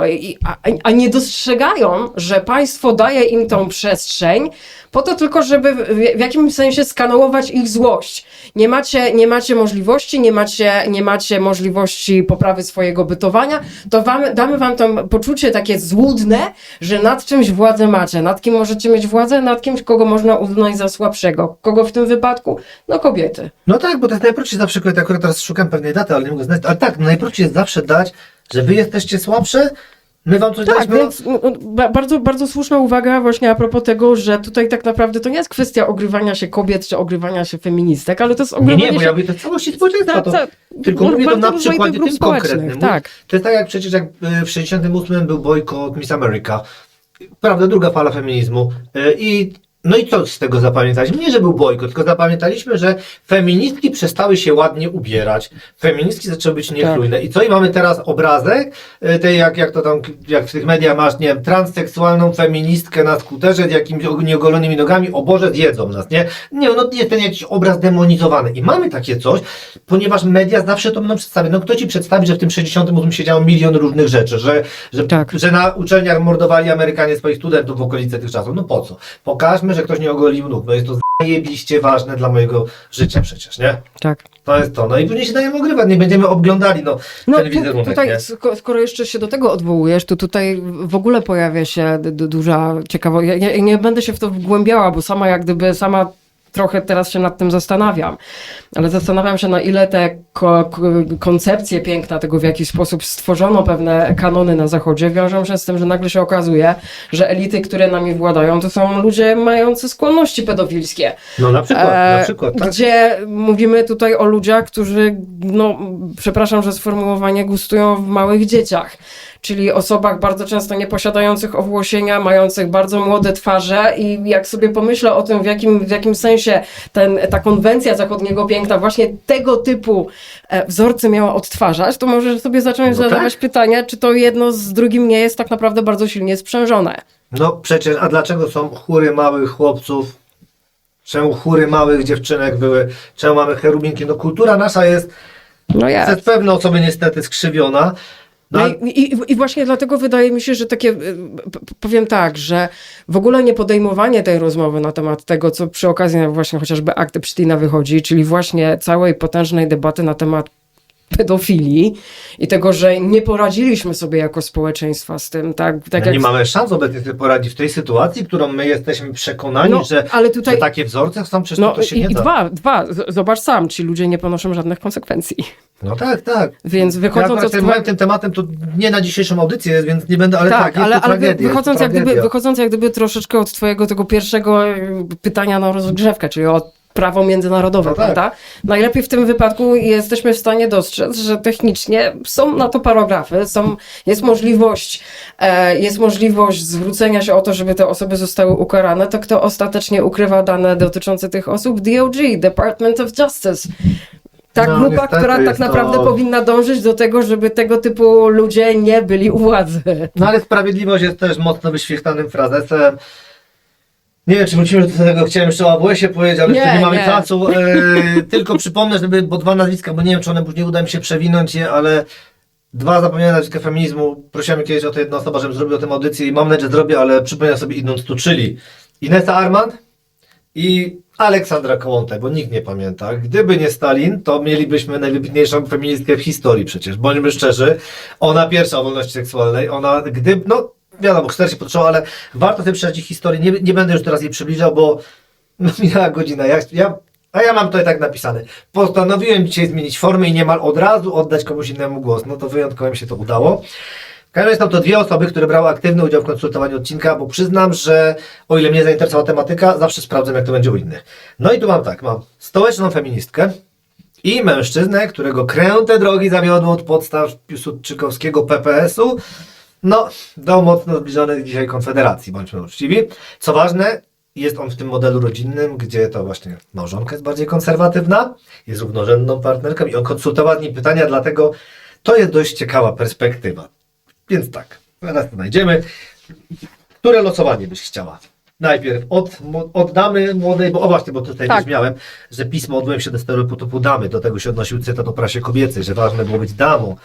To pismo od kobiety. Słyszałam, i teraz bym wziął arabski feminizm, że hijab nie jest wyrazem uciemiężenia, ograniczenia. To czym jest, jeśli nie możesz wyjść na ulicę bez niego, jeśli jego brak skutkuje ostracyzmem i negatywnymi komentarzami? I proszę. Widzisz. No to teraz pozwól, że to rozbroję I teraz ty. na części mniejsze. Pierwsza rzecz, zauważ, osoba tu pytająca zastanawia się, co jeśli nie mogę. No i na tym cały dramat polega, bo gdyby mogła zdecydować o tym, czy chce nosić hijab, czy też nie chce nosić hijabu, to moim zdaniem tej rozmowy w ogóle byśmy w tym momencie No tak. nie prowadzili. Tak. Natomiast ja mam wrażenie, że to, czego my nie robimy, i nie wiem, czy to jest robione celowo, czy też niecelowo, nie będę tutaj ludzi podejrzewała o złe intencje, natomiast mam wrażenie, że nie umiemy rozdzielić pomiędzy tym miejscem, w którym stwierdzamy, nie, system, który narzuca osobom, nie mówię tylko kobietom, bo różnym osobom można różne rzeczy narzucić, system, który narzuca komuś na przykład noszenie hijabu, to jest system opresyjny. Ten hijab wtedy staje się narzędziem opresji. Ale czy on sam w sobie jest opresyjny? Czy powiesz kobiecie, która uważa, że to jest sposób jej okazywania jakiegoś rodzaju posłuszeństwa Bogu, że to zachowanie jest opresyjne? Ja bym tak nie powiedziała. Pozwól, że ci dam przykład. Wspominałam tutaj, że wywodzę się z bardzo konserwatywnych protestanckich środowisk, w których nawykłam do tego, że jako mała dziewczynka częstokroć widziałam osoby z zasłoniętymi włosami. I mogłabym zadać pytanie, czy one czują się w jakimś sensie uciemiężone. Dla wielu z tych osób to była personalna decyzja wynikająca z tego, że uważały, że znajdując się w stanie modlitwy z Bogiem, czy też w stanie rozmowy z Bogiem, i ten stan modlitwy często trwał cały czas, cały ich dzień, na różne sposoby, wiesz, nie mówię, że cały czas, bo to też trzeba umieć rozumieć metaforycznie, tylko po prostu, że w miarę możliwości, jeśli miały taką potrzebę, to się do tego Boga zwracały. One uważały, że to jest jakiś element ich ubioru, który jest sposobem wyrażenia również jakiegoś rodzaju szacunku wobec tego Boga. Więc tak jak mówię, dla mnie zawsze problematycznym jest to, że my w debacie na temat hijabu poszliśmy w taką stronę, że nie robimy tego rozdzielenia pomiędzy opresyjnym systemem, który narzuca kobietom pewien rodzaj sposobu kontroli, no bo powiedzmy sobie Iran, szczerze, tak, przykład. Iran jest tutaj moim zdaniem znakomitym przykładem. Natomiast ja bym Takim Dziękuję. Natomiast ja bym tutaj wspomniała, że niejednokrotnie w regionie zdarzały się protesty, podczas których kobiety, które na co dzień nie nosiły zasłony, te zasłony podczas protestu ubierały jako formę wsparcia dla swoich sióstr, siostrzeństwa, któremu nagle powiedziano, że w ramach modernizowania społeczeństwa te zasłony mają ściągnąć. Ale właśnie, bo tu ci przerwę. No bo wiesz, bo to działa w dwie strony. Tak, ale właśnie ty kiedyś mówiłaś o osobie, która powiedziała, że nie zdejmie hijabu, bo do tego teraz społeczeństwo nie dojrzało. Tak, że no też było takie stanowisko. to są początki właśnie emancypacji egipskiej, gdzie tak naprawdę ścierały się ze sobą bardzo różne podstawy, w których kobiety pytane o to, czy uważają, że osoby, które prawdopodobnie na nie spoglądają, jakiś rodzaj autorytetu i tak dalej, czy one powinny czy zasłony ściągać? Dwa, ja zaznaczę jeszcze jedną ważną rzecz. W tamtym okresie czasu zasłona niekoniecznie musiała być także świadectwem jakiegoś rodzaju pobożności. Zasłona często była także elementem przynależności do jakiejś grupy społecznej, czy też do klasy społecznej, może bardziej tak. I na to się w ogóle nie zwraca uwagi, ponieważ z takiego medialnego punktu widzenia, z takiego budowania narracji, no to fajnie jest oczywiście o czymś powiedzieć, że jest narzędziem opresji. Tak. Ale w równie dobrym stopniu można się zastanowić, czy jeśli się komuś właśnie blokuje możliwość ubierania się w bardziej, nazwijmy to, przesłonięty sposób i powtarzania, że on jest konserwatywny i zacofany, to czy to jest czy to jest postawa w porządku? Bo jeśli dla nas symbolem niezacofania i otwartości i nie wiem, modernizacji jest to, że kobiece ciało jest totalnie odsłonięte, no to ja ci powiem wprost, jako osoba feministyczna, ja nie przepadam za odsłanianiem swojego ciała i wolałabym na przykład móc być zasłonięta tak, jak jestem dzisiaj. W pełni ubrana nie dlatego, że jest zimno, tylko po prostu uważam, że to jest dla mnie bardziej komfortowe. Ja z tym problemu nie mam, ale społeczeństwo już... No właśnie, a społeczeństwo może się zacząć zastanawiać, czy jeśli ubieram się w bardziej, że tak powiem, komfortowy dla siebie sposób, czy to jest oznaka tego, że jestem nowoczesna, czy mniej nowoczesna. Znowu, to co jest tutaj problematyczne, to jest właśnie sprowadzanie w ogóle takich tak ważnych pojęć jak społeczeństwo, modernizacja tegoż społeczeństwa do poziomu czegoś tak symbolicznego i czegoś tak zewnętrznego, jak strój, jak ubiór, jak to, w co człowiek jest ubrany, czy to, że ktoś czy to, że ktoś ma na przykład, nie wiem, postępowe poglądy, nie może iść w parze z tym, że ma zasłonięte włosy, jako osoba muzułmańska? No tak, to jest, ale... Dla mnie się to w żaden sposób nie kłóci, natomiast zauważ, że właśnie w jakimś sensie nie kontekstualizowanie tej debaty, czyli rozmydlanie jej w taki sposób, w którym się nam mówi, że hijab jest narzędziem opresji. Tak, jeśli jest przyjmowany w ramach jakiegoś społeczeństwa przez jakąś grupę, zwłaszcza grupę trzymającą władzę, do tego, żeby kontrolować to społeczeństwo, to wtedy takim czymś się staje. Zacznijmy od tego, że system jest narzędziem opresji i tak jak myślisz o tych strojach, tak. To dla mnie zawsze ten rozdźwięk między kobietami w sporcie, a mężczyznami w sporcie, lekkoatletyka jest... Tak, lekkoatletyka jest tutaj... Dlaczego? Dokładnie. Mój pszczelarz biega jakoś w długich spodniach, bo jest mu wygodniej i nie ma z tym problemu. Dokładnie. A dlaczego dziewczyny biegają prawie w bieliźnie? Bądźmy poważni. I uważam... bo sponsor zapłaci. Znowu wracamy do tego, kto płaci. I uważam, że cała wielka dyskusja na temat tego, kiedy pojawiają się sportowczynie będące muzułmankami i są przysłonięte i właśnie chociażby na przykład biegają w sportowym hijabie, z czym my mamy tak naprawdę problem?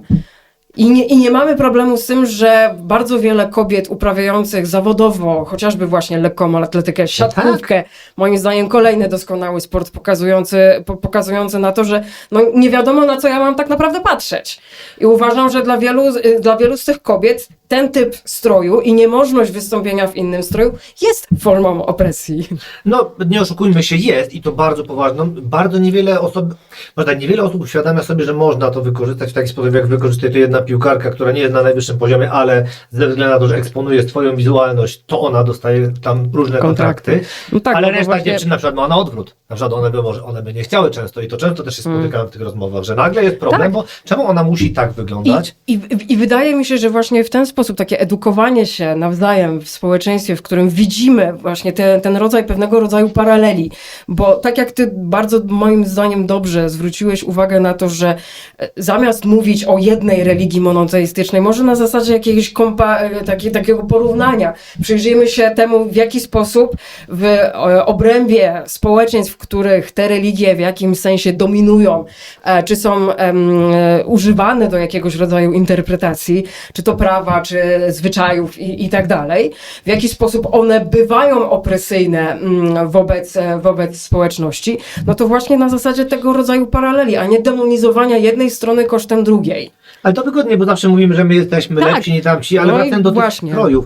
Jedyny wypadek, kiedy byłem w stanie zrozumieć argumentację, była, że na basenach ktoś pływa w tych dłuższych strojach, niekoniecznie wtedy bez przebierania się. I to jestem jedyne w stanie zrozumieć, ale jaki mamy dowód, że tak było? No Wiesz, o co chodzi? właśnie. Przepraszam bardzo, bo chodzi mi o to, że jeśli byłoby tak, że faktycznie przychodzi ktoś cały ubrany, jak to się mówi, w czarnym prześcieradło, no nie tylko z wycinkiem na oczy i wskakuje do wody, no dobra, siomi z basenu. Ale jak miałem pewność, że ten gość sam osobiście przebrał kąpielówki na czyste, wiesz, no to też Tak. nie robimy tej kontroli, więc to jest zawsze problematyczny argument. Jedyne co, żeby to troszkę rozładować atmosferę, ja cały czas czekam, kiedy wreszcie będą po prostu, wiesz, takie protesty, że ubieraj się w domu, moje dzieci nie muszą na to patrzeć. Ja bym chciał taki protest, ja bym sobie poszedł zobaczyć, kto jest na tym proteście, jak jest ubrany. Wiesz, no. Nie, ale tak jak mówię, pytanie jest o tyle dobre i o tyle daje nam możliwość pokazania, na czym problem polega. Bo znowu, wyciąganie tego jednego słowa właśnie po to, żeby go użyć jako symbolu opresji, przy jednoczesnym pomijaniu tego, że to może być dokładnie sposób, w jaki to państwo jest zarządzane i w jakim w pewnym sensie, w jakiego rodzaju porządku się jego obywatele znaleźli, to jest zupełnie inna sprawa i to jest problem. Bo jeśli ja jako, załóżmy na przykład, zakładając muzułmanka, miałabym możliwość swobodnego wyboru, co ja na ten temat myślę i że to nie ma być tak, że to mój ojciec decyduje albo moje państwo decyduje, w jaki sposób ma wyglądać, bo to I oczywiście tu bym to też jest nie miał kolejny problemu. problem. No właśnie. To jest też kolejny problem, natomiast tak jak mówię, w momencie, w którym to staje się możliwością samodzielnego wyboru, no to tutaj należy sobie postawić pytanie, czy gdyby to był samodzielny wybór wszędzie, to czy dalej mielibyśmy z tym problem, czy też nie? I ja No myślę, i że uważam, tutaj jest że nie, ciekawostka. ale my- No, ja nie byłabym taka Ale pewna. nie byłby to aż taki problem. Wiesz dlaczego? Bo nie mielibyśmy, może nie my, ale nie byłoby tego argumentu u krytyków, który wiąże się z przeniesieniem całego tego honoru, dumy i w ogóle Tak. części mojej niezaspokojonej męskości. Nie wyszło mi w życiu, no to mogę kontrolować córkę, mogę kontrolować żonę. Tak. Że to ja jej pozwolę się ubrać, ja jej pozwolę wybrać. No to nie może tak wyglądać, więc gdyby nie było tej opresyjności hijabu, bo my go tak odbieramy jako Europejczycy, za opresyjny, Znaczy, to te argumenty by myślę wypadły krytykom z ręki i by przeszły w te, które można łatwiej obalić, czyli głupio wygląda. No to jak głupio wygląda, no ja też nie wyglądam najmądrzej i koniec rozmowy, Znaczy, nie? ja to kompletnie rozumiem, tylko tak jak mówię, ja mam wrażenie, że ten brak jakiegokolwiek niuansowania tego wszystkiego też nie jest do końca... Ale to jest celowy. To Tak, przede wszystkim właśnie. celowy, no, No właśnie. chcemy się dzielić. I to albo mamy możliwość jeszcze cały czas oprotestowywania tego braku kontekstu i mówienia, nie, kontekst też jest ważny i zadawanie sobie pytania o ten kontekst też jest ważny, no bo szczerze mówiąc, to jest mniej więcej takie, jakbyśmy nie brali pod uwagę tego, że dla wielu osób to, że każe im się coś ściągać, tak jak na przykład w sytuacji europejskiej Francji, to jest obrażenie ich uczuć religijnych. Więc z jednej strony mówimy o tym, że żyjemy w państwach pluralistycznych z dużą wolnością, a z drugiej strony nie mamy problemu z tym, że obrażamy uczucia jakiejś grupy osób. Ja akurat nie mam problemu, bo uczucia religijne są dla mnie bardzo, bardzo złe. Od razu to mówię. I akurat zgadzam się ze ściąganiem burek, ale dlaczego? Bo w obecnych czasach nie możemy chodzić w zasłonięci. Nie Ale możemy tutaj- chodzić w kominiarce, ze względu bezpieczeństwa. w tym momencie. Zobacz, że tutaj też wtedy wprowadzamy sobie odpowiednie definicje, No właśnie, jakiego o to rodzaju jest. zasłony są przyzwolone, jakiego rodzaju zasłony Dokładnie mi nie. chodzi o to, żeby A tutaj mam wrażenie, ludzie do tego stopnia, no właśnie, wprowadziliśmy taki zamęt, wręcz definicyjny. Tak, no ale to jest celowy groch z kapustą. Ja mówię, jestem w stanie zrozumieć, no bo nie wiem, jeśli będzie pełna zasłona, to mogę być pod nią ja. No czemu to nie będę ja? I krótki kaszel i się Temu w niektórych będę zresztą od razu ci mówię, że w niektórych to nawet nie o pas szachida chodzi w tym momencie. Ale nikt inny nie zrozumie prostszego porównania, jeśli mamy to bardzo wiesz. proste porównanie. W sytuacji, w której cię nie widać, tu dam ci przykład z mojego własnego jordańskiego podwórka, czyli na przykład napadów na banki, które były dokładnie w ten sposób realizowane, no bo nie można było ustalić, kto idzie, prawda? No tak. Dodatkowo właśnie dlatego mówię, tylko upraszczam to do tego pasu, bo wiesz, on jest takim jednak symbolem. O, tak. No ale walczymy tutaj z uproszczeniami. Tak, ale żeby walczyć, trzeba też czasami pokazać tym ludziom, że one są, bo jednak to mnie uśmiech. Daj mi się zmierzyć z tym pytaniem konfederackim. Już? Dobra, bo to jest show hijab. Dobrze, pierwsze. Oczywiście to, żebyśmy mieli z głowy. Czy zdajesz sobie sprawę, że dla 99% białych Europejczyków, podoba mi się, zestawienie słów arabski feminizm brzmi jak oksymoron? No czy zdajesz? Tak, no zdaję sobie sprawę, bo zawsze mi się to pytanie zadaje. Ale czy to jest prawda, to nie. A jak wyobrażasz sobie życie w momencie, kiedy ten sposób myślenia stałby się powszechny? To jest trudne pytanie, bo nie wiem, chyba chodzi o arabski feminizm. O kurde, ale teraz właściwie... Ale kurczę, teraz właśnie, nie rozumiem pytania. Ale co by się miało stać powszechne? To, że arabski feminizm staje się powszechny. Chyba tak. Nie dopytywałem, dostałem dzisiaj rano, bo przyznaję się, że to pytanie mi dzisiaj w nocy pisano, bo miały do niedzieli zlecieć, ale był poślizg. Nie, to wiesz co, bo to jest pytanie, dlaczego mielibyśmy... Wiem, przepraszam, bo on później dopisał pytanie, dopisali pytanie i faktycznie z drugim pytaniem to ma sens. Wtedy się by pikantnie wręcz.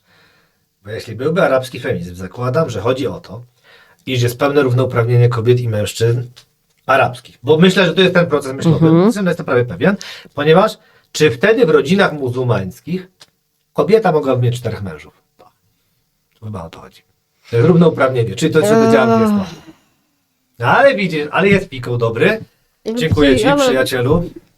Ja nie wpadłem na... Ale to naprawdę... To są takie momenty, w których mi niestety czasem jednak ręce opadają. No, ale... Bo dla mnie to nie jest fikoł. Ale wiesz, właśnie ale okej, dobrze. To przejdźmy przez to. Zacznijmy od tego, że kto by sobie mógł na to pozwolić? Bogata właścicielka ropy na ropę. Kto by sobie mógł normalnie na to pozwolić? Bo to jest właśnie to coś, na co ludzie bardzo często nie zwracają uwagi. Tego, że mężczyzna też sobie na te 4 małżonki najczęściej nie jest w stanie, jeśli mielibyśmy to do tego sprowadzać, pozwolić, ponieważ gwarancja równości traktowania i my nie mówimy tutaj tylko i wyłącznie o gwarancji równości traktowania ekonomicznego. Niech sobie mężczyzna, a mam nadzieję, że się teraz słuchacze nie pogniewacie, ale jak mówimy o kulturze, w której obecnie funkcjonujemy, a mamy okres przedwalentynkowy, no to porozmawiajmy może rzeczywiście trochę o społeczeństwie, w której mężczyźni unikają kobiet, bo są, jak to się mówi? Unikowi, tak? Unikają, tak.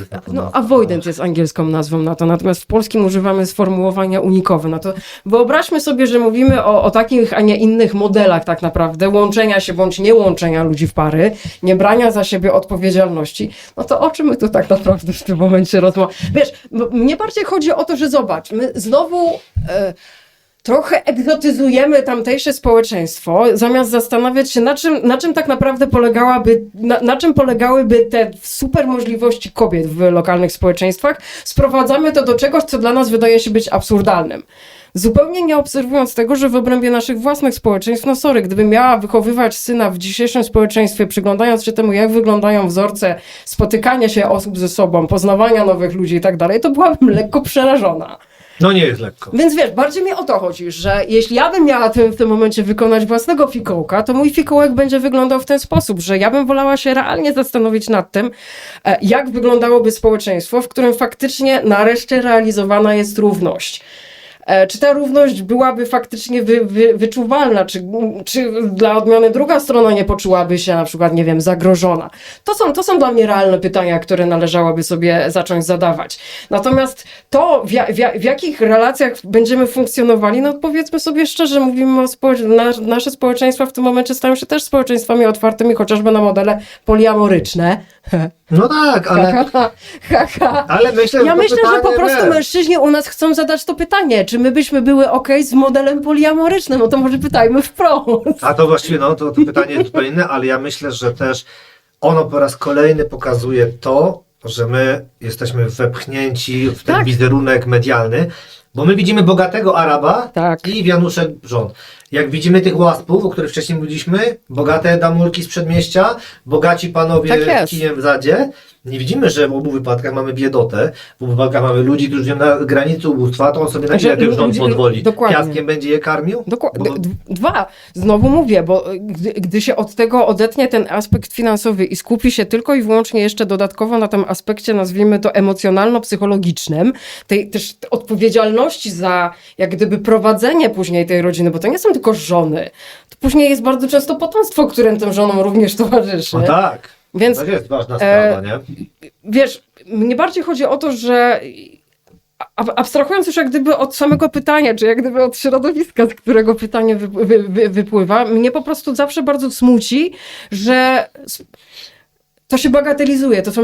To są bardzo ważne kwestie i nawet gdybyśmy właśnie mieli przez pryzmat naszego własnego społeczeństwa się przyglądać temu, w jakim sensie, nie wiem, właśnie pewien rodzaj odpowiedzialności jednostek za siebie się w tym momencie rozgrywa, uczciwości wobec jednostek, definiowania się jednostek wobec siebie, to mam wrażenie, że no takie spoglądanie z lekkim uśmiechem na lokalne tamtejsze społeczeństwa i właśnie powtarzanie sobie tego, a czy to nie skończyłoby się tym, czy kobiety mogłyby wtedy...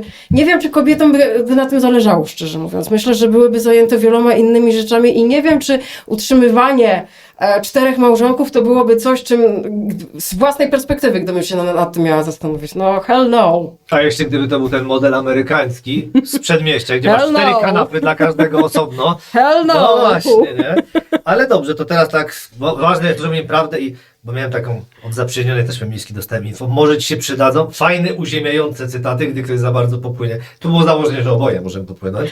To od razu jak mówimy o prawdomówności. Feminizm musi być nieubłaganie prawdomówny, zwłaszcza kiedy mówi o sobie. Amias, dobrze czytam tak, Amias Rivnisan, prawo do seksu feminizmu XXI wieku. Z tą poliamorycznością, tak mi się zamknęło, żeby Tak, to przynajmniej cytaty. i teraz powiem tylko tak. Żeby to nie zostało odczytane jako, nie wiem, ktoś stwierdzi w tym momencie Karolina Rak, krytyczka poliamoryczna. Nie, ja mówię, definiujmy wszystko w obrębie własnych społeczeństw, domagając się tego, żeby pewne rzeczy były dobrze zdefiniowane i pewne rzeczy były w obrębie naszych własnych społeczeństw realizowane z szacunkiem wobec drugiej osoby. Nad szacunkiem wobec drugich osób w tamtejszych społeczeństwach inni ludzie muszą pracować, my musimy pracować nad swoimi widzisz, własnymi. to jest dobre, że oni też powinni właśnie zacząć pracować nad Bo to szacunkiem do wiesz, drugiej osoby, właśnie. Mówiliśmy tutaj dużo o białej zbawczyni i powiedzmy sobie szczerze, że robienie sobie namysłów nad takimi rzeczami jest w tym momencie dokładnie wchadzeniem w takie buty. To jest takie mówienie, my umiemy coś lepiej, a czy my umiemy lepiej? Czy to jest powiedziane, że nasze społeczeństwa, chociażby właśnie w tym zakresie, nazwijmy to polityk rodzinnych, są dużo bardziej szczęśliwsze? No tak, i właśnie my nie dajemy przejść tej drogi, którą my musieliśmy przejść, bo my już wiemy lepiej. Zaryzykowałabym właśnie stwierdzeniem, że obracam się trochę w takich środowiskach, w którym zdaję sobie sprawę z tego, że mnóstwo osób cierpi w tym momencie na albo jakiś rodzaj braku bliskości, albo braku intymności, strachu przed intymnością, czy też strachu przed bliskością i myślę, że dla naszych społeczeństw w tym momencie to jest zdecydowanie ważniejszy temat i każdy pewien rodzaj podstępu No, powinien przejść, a czy my jesteśmy w tym momencie w postępie, nie jestem taka pewna. gdy powiedział o poliamoryczności, myślę, że sobie sprawdził, przypomniał mi się, wiem, że to zabrzmi dziwnie, ale Bertrand Russell. Dlaczego? Bo jest komiks o nim i o jego rodzinie i tam jest jeden kadr, gdzie pada słowo, że jego rodzice żyli w ménage à trois. Ja w takim specyficznym wykręcie, tak sobie powiem, że zawsze mi się ta poliamoryczność, no gdzieś jakoś dało się ją, prawda, Tak. wepchnąć. I znowu mówię, to nie jest tak, że my takich wzorców nie mamy. Tak, więc nie Tylko oszukujmy się, tamtejsze że... wzorce bardzo często są po prostu bardziej usankcjonowane. No i poza tym są właśnie, tak, i przez te sankcje są dla nas widoczne. Tak. Bo tak to je widzimy. Tak, no właśnie. Dobrze, spróbujmy jeszcze, bo tu tam jeszcze kilka jego pytań, mam dużo tych nowej feministki, ale tutaj czy myślisz, aha, no ale to dalej wiąże się z tym, czy myślisz, że kobieta witalnie w takim układzie dałaby radę na dłuższą metę, by zaspokajać jej potrzeby seksualne? nie. Dobrze, ale tu będzie mocnym słowem, czy feminizm ma oznaczać równość, czy, cytuję, prymat w społeczeństwie. Proszę bardzo. I to jest ten, ja bardzo lubię, jak się rozmowa wchodzi na te tory. A ja nie lubię. To już jest ten moment, kiedy A ja nie wiemy, że lubię. minęło 1,5 godziny i ktoś A ja nie lubię. Nie no, doskonale wiemy, że chodzi o to, że społeczeństwo powinno być równe. Sprawiedliwe i równe. Nie, na pewno nie. To my wszyscy wiemy, że kobietom nie chodzi o to. Ale dobrze. Czy zdajesz sobie sprawę, że feminizm to obalenie pewnego konwenansu? No strasznie krótkie pytanie, bo tu możesz odpowiedzieć tak. Ale jakiego konwenansu? Takiego, że to homondo to wam się zakładać powinno i te pola wami orać pewnie. No nie wiem jakiego konwenansu społecznego. No u nas jest patriarchat, to pewnie o No to tak, chodzi. no to Takiego tak. konwenansu Obie, zakładam. inshallah, jak my mówimy. A co będzie po obaleniu feminizmu? W sensie, czy kobiety są takimi samymi ludźmi jak mężczyźni, czy są lepsze, bo nie mają penisa? Ale szuka. No. Szuka. O, Ja jestem bardzo wdzięczny za te pytania, żeby nie było, bo bo wiesz, nie każdy by chciał rozmawiać tak. z mojej wiedząc, jakie ja mam poglądy, więc jakie ty masz poglądy, przesłać te pytania, dlatego ja bardzo dziękuję. Znaczy, powiem tak.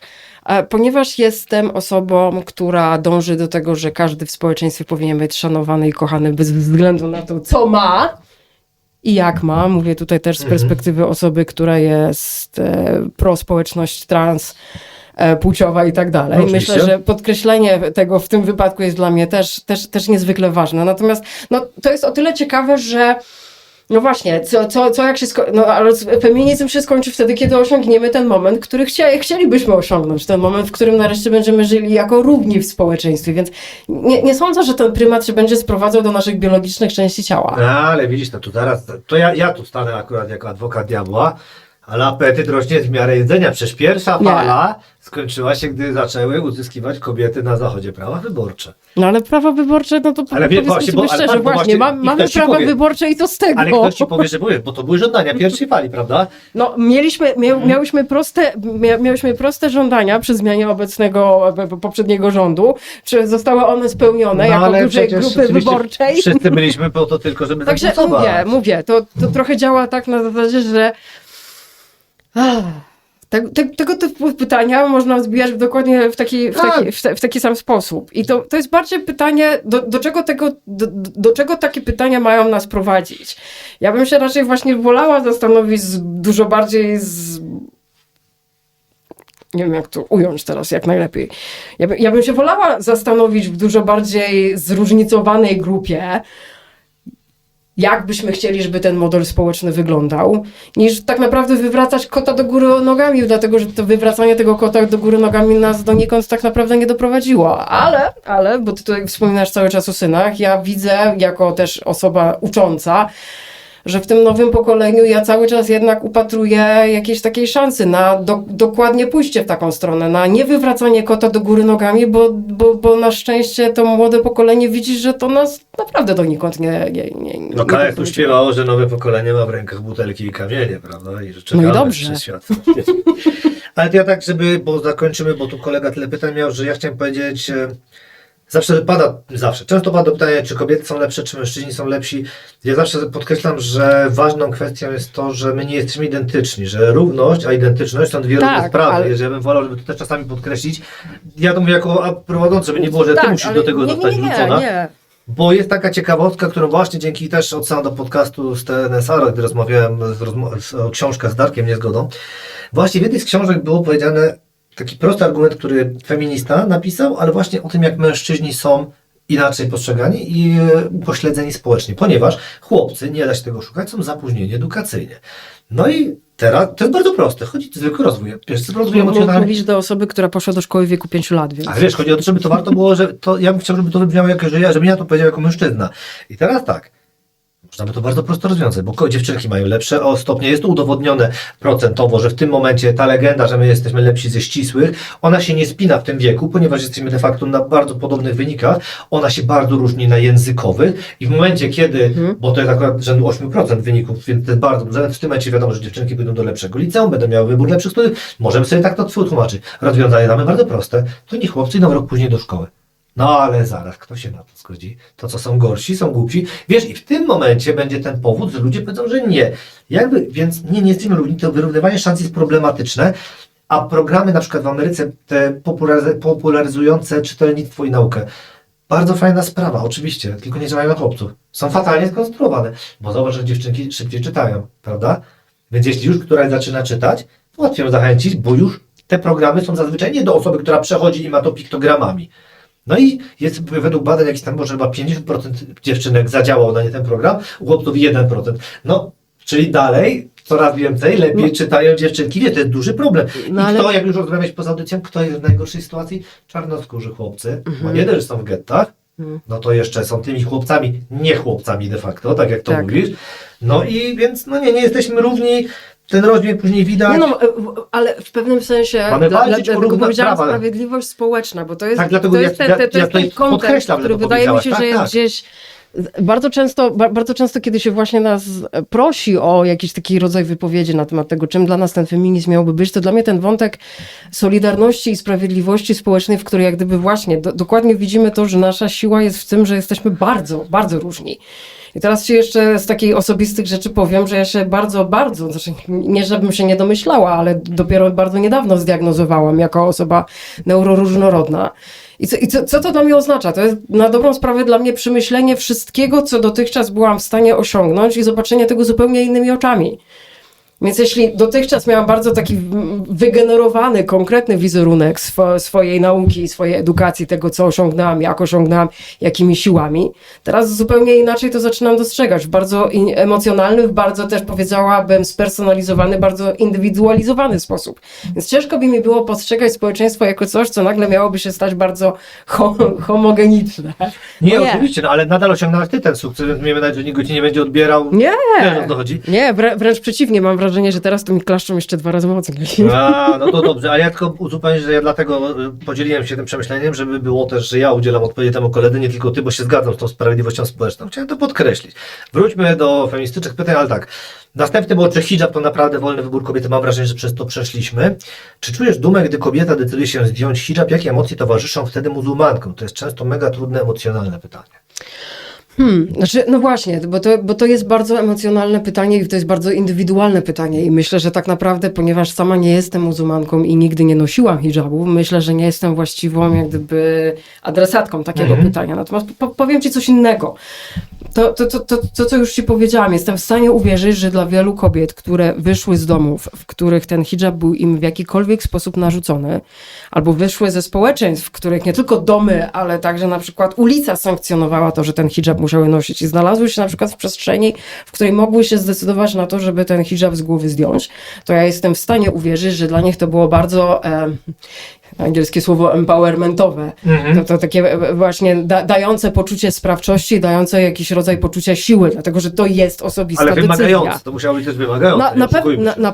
Na pewno wymagające, bo z drugiej strony no właśnie, bo to jest zmierzenie się nie tylko, znowu, to jest zmierzenie się dla samej siebie z bardzo wieloma pytaniami, bo mam wrażenie, że dla takiej osoby to jest także zmierzenie się z pytaniem, czy ten hijab jest w jakimś sensie dla mnie wymiarem także duchowym. Czy on w jakikolwiek sposób oddaje to, jaki rodzaj pobożności chce sobą reprezentować, czy to jest w ogóle dla mnie jakikolwiek wyznacznik duchowości, czy ja w ogóle mam jakikolwiek rodzaj połączenia z duchowością. Być może duchowość dla mnie nie gra żadnej roli. Być może religia dla mnie nie gra żadnej roli. Więc ja myślę, że znowu ja postrzegam to z perspektywy bardzo wielu różnych pytań, które prawdopodobnie w głowie takiej osoby mogą się pojawiać i niekoniecznie ona musi się wiązać tylko i wyłącznie z tym, że była ona socjalizowana, załóżmy w domu, w którym ten hijab musiała założyć. Tylko właśnie dokładnie, czy ja wykazuję się jakimś rodzajem nieposłuszeństwa? No, było na przykład pierwsze pytanie, które by, jeśli bym sobie miała wyobrazić siebie jako osobę muzułmańską zadającą sobie jakiś rodzaj pytania, to podejrzewam, że to byłoby pierwsze pytanie, które sobie postawię. Nieposłuszeństwa nie wobec mojego domu, nieposłuszeństwa nie wobec ojca, nieposłuszeństwa nie wobec państwa, tylko czy to jest nieposłuszeństwo Bogu? No tak, i to jest bardzo dobrze moim zdaniem zadane pytanie, bo jeśli tego Boga nie mamy, tylko jest to zwykłe narzucenie społeczne, Tak. no to jest dużo mniejszy problem. No a powiedzmy sobie szczerze, akurat polskie katolickie społeczeństwo powinno umieć to zrozumieć. Tak, ale czy rozumiesz? No nie, bo oni są gorsi ci tamci to są gorsi, u nas jest lepiej, u nas jest lepiej. To tak jak było w literaturze obozowej, że u nas w Auschwitz Tak. jest okej, nie? Za przeproszeniem. Dobrze, ciekawe pytanie. Czy zaangażowane feministki są największym hamulcem do zmian? Zakładam, że chodzi o te nadzaangażowane, bo o ten rodzaj taki, który wyklucza sojusze, wyklucza wiesz. Okej, to myślę, Tak że zakładam. Ja mam myślę, że wrażenie, trochę, że myślę, że trochę się do tego gdzieś odwoływaliśmy. Wszystko zależy od tego, w jaki sposób się angażujesz. No bo właśnie, tak jak przyglądam się temu, w jaki sposób w badaniach jest to opisywane, to faktycznie na przykład feministki, nazwijmy to trzeciej fali czy trzeciego nurtu w regionie, często są odbierane z dzisiejszej perspektywy jako te, które, no, ponieważ powiązały się tak mocno z jakimiś strukturami, czy też w ogóle nie były zainteresowane reprezentowaniem rozmaitych grup, na przykład, nie wiem, grup kobiet wywodzących się z społeczeństw wiejskich, czy jakichś takich mniej uprzywilejowanych, no to faktycznie można by odbierać tutaj w takim wypadku ich aktywizm jako taki, który, no, na dobrą sprawę wcale nie dążył do zrównania tychże szans, czy poprawy czyjegoś bytowania, czy czyichś uwarunkowań. Czy to wiąże się z ich postrzeganiem feminizmu? Nie wiem, nie jestem sobie w stanie na to odpowiedzieć. Natomiast na pewno wiąże się to z różnymi strategiami, które faktycznie one przedsiębrały jako aktywistki. I faktycznie, gdybym się miała na przykład oprzeć na jakichś konkretnych przykładach, to realnie na takie przykłady właśnie w obrębie tego ruchu, który się bardzo mocno sprzężył z organizacjami pozarządowymi, faktycznie mogłybyśmy tutaj dosyć sporo tego prześledzić. I tutaj damy cytat, żeby wykorzystać kolejny. Pracy koalicyjnej nie wykonuje się w domu. Trzeba ją wykonywać na ulicach. Nie ma co szukać komfortu. Niektórzy wstąpią do koalicji i będą mierzyć jej sukces tym, czy czują się dobrze, czy źle. Tyle, że oni nie szukają koalicji, tylko domu. Szukają butelki ze smoczkiem i mlekiem, a tego w koalicji nie sposób znaleźć. Bernice Johnson Reagan, feministyczna aktywistka i akademiczka. To ja się tu podzielę. Jak ktoś wytrzymał tyle, to zasługuje, żeby się też ja czymś podzielił jeszcze, mimo że się dzieliłem paromaszczami. Mam właśnie zaprzyjaźnioną działaczkę ruchu feministycznego i wiedząc, że wspierałem zawsze tę ideę, wiedząc, że pewnie jakieś rozmawialiśmy na te tematy i padły te słowa, że ja mówię, no ale jak to jest właśnie z 8 marca? Jak ty odbierasz? Bo często słyszałem, że właśnie ona szła z grupką swoich koleżanek, nigdy z mężczyznami, znamy się troszkę, jakby, jak ty to odbierzesz nami? Ale bo wiesz co, bo jednak to wszystko jest nasze święto.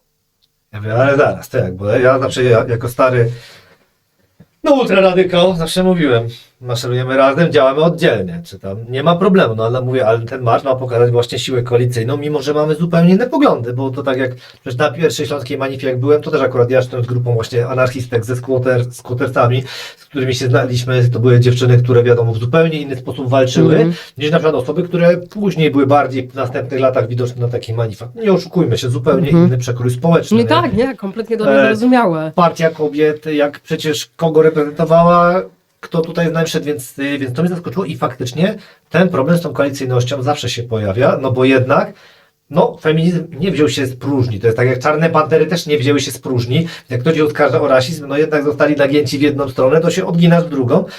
No i czasami jest problem z tym, że ludzie myślą, że kobiety nie będą chciały koalicji, no bo właśnie będą chciały się odbić na tych mężczyznach, no bo to skąd się wzięło? Ciemiężenie.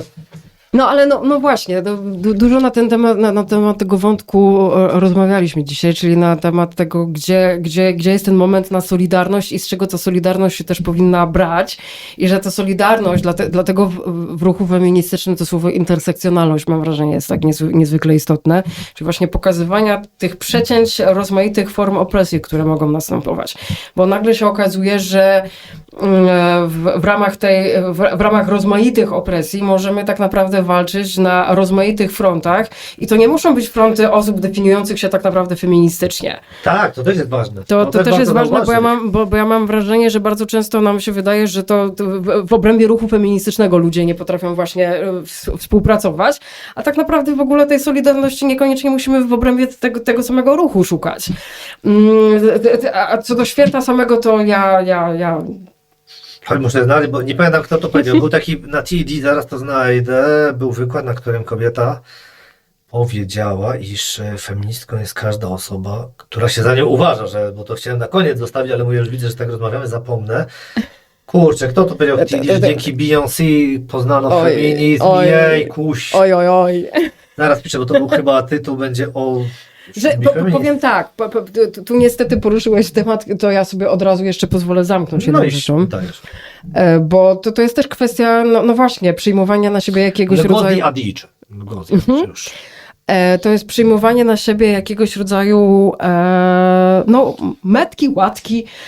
Wiele osób z ruchu emancypacyjnego kobiecego, czy też aktywistycznego arabskiego w ogóle się tak naprawdę feministkami nie będzie nazywało. Bo właśnie właśnie. dlatego, że im się słowo feministka będzie jednoznacznie kojarzyło z jakimś konkretnym mindsetem, z jakimś konkretnym rodzajem, nie wiem, światopoglądów, sposobów dotarcia do jakiegoś rodzaju właśnie równości, wolności i tak dalej, z którymi one niekoniecznie będą się chciały utożsamiać, więc dla mnie osobiście właśnie to takie dążenie do mówienia o kobiecym aktywizmie bardziej niż na przykład o feminizmie. Jeśli ktoś będzie się chciał tak zdefiniować, ostatnio na przykład czytałem fantastyczny tekst, w którym ktoś napisał wprost, na samym początku, że nie przyjmuje tutaj pewnego rodzaju jasnych sformułowań, jasnych słów, ponieważ one dla kogoś mogą być jasne, ale dla kogoś już tak jasne nie muszą być, albo niekoniecznie muszą się te osoby w ten sam sposób, z tym samym słowem utożsamiać. Dokładnie, zatem są etykietki, które nas dzielą. Ja Tak, nie no ale- zapomnę rozmowy 2005-2006 w Łodzi na takim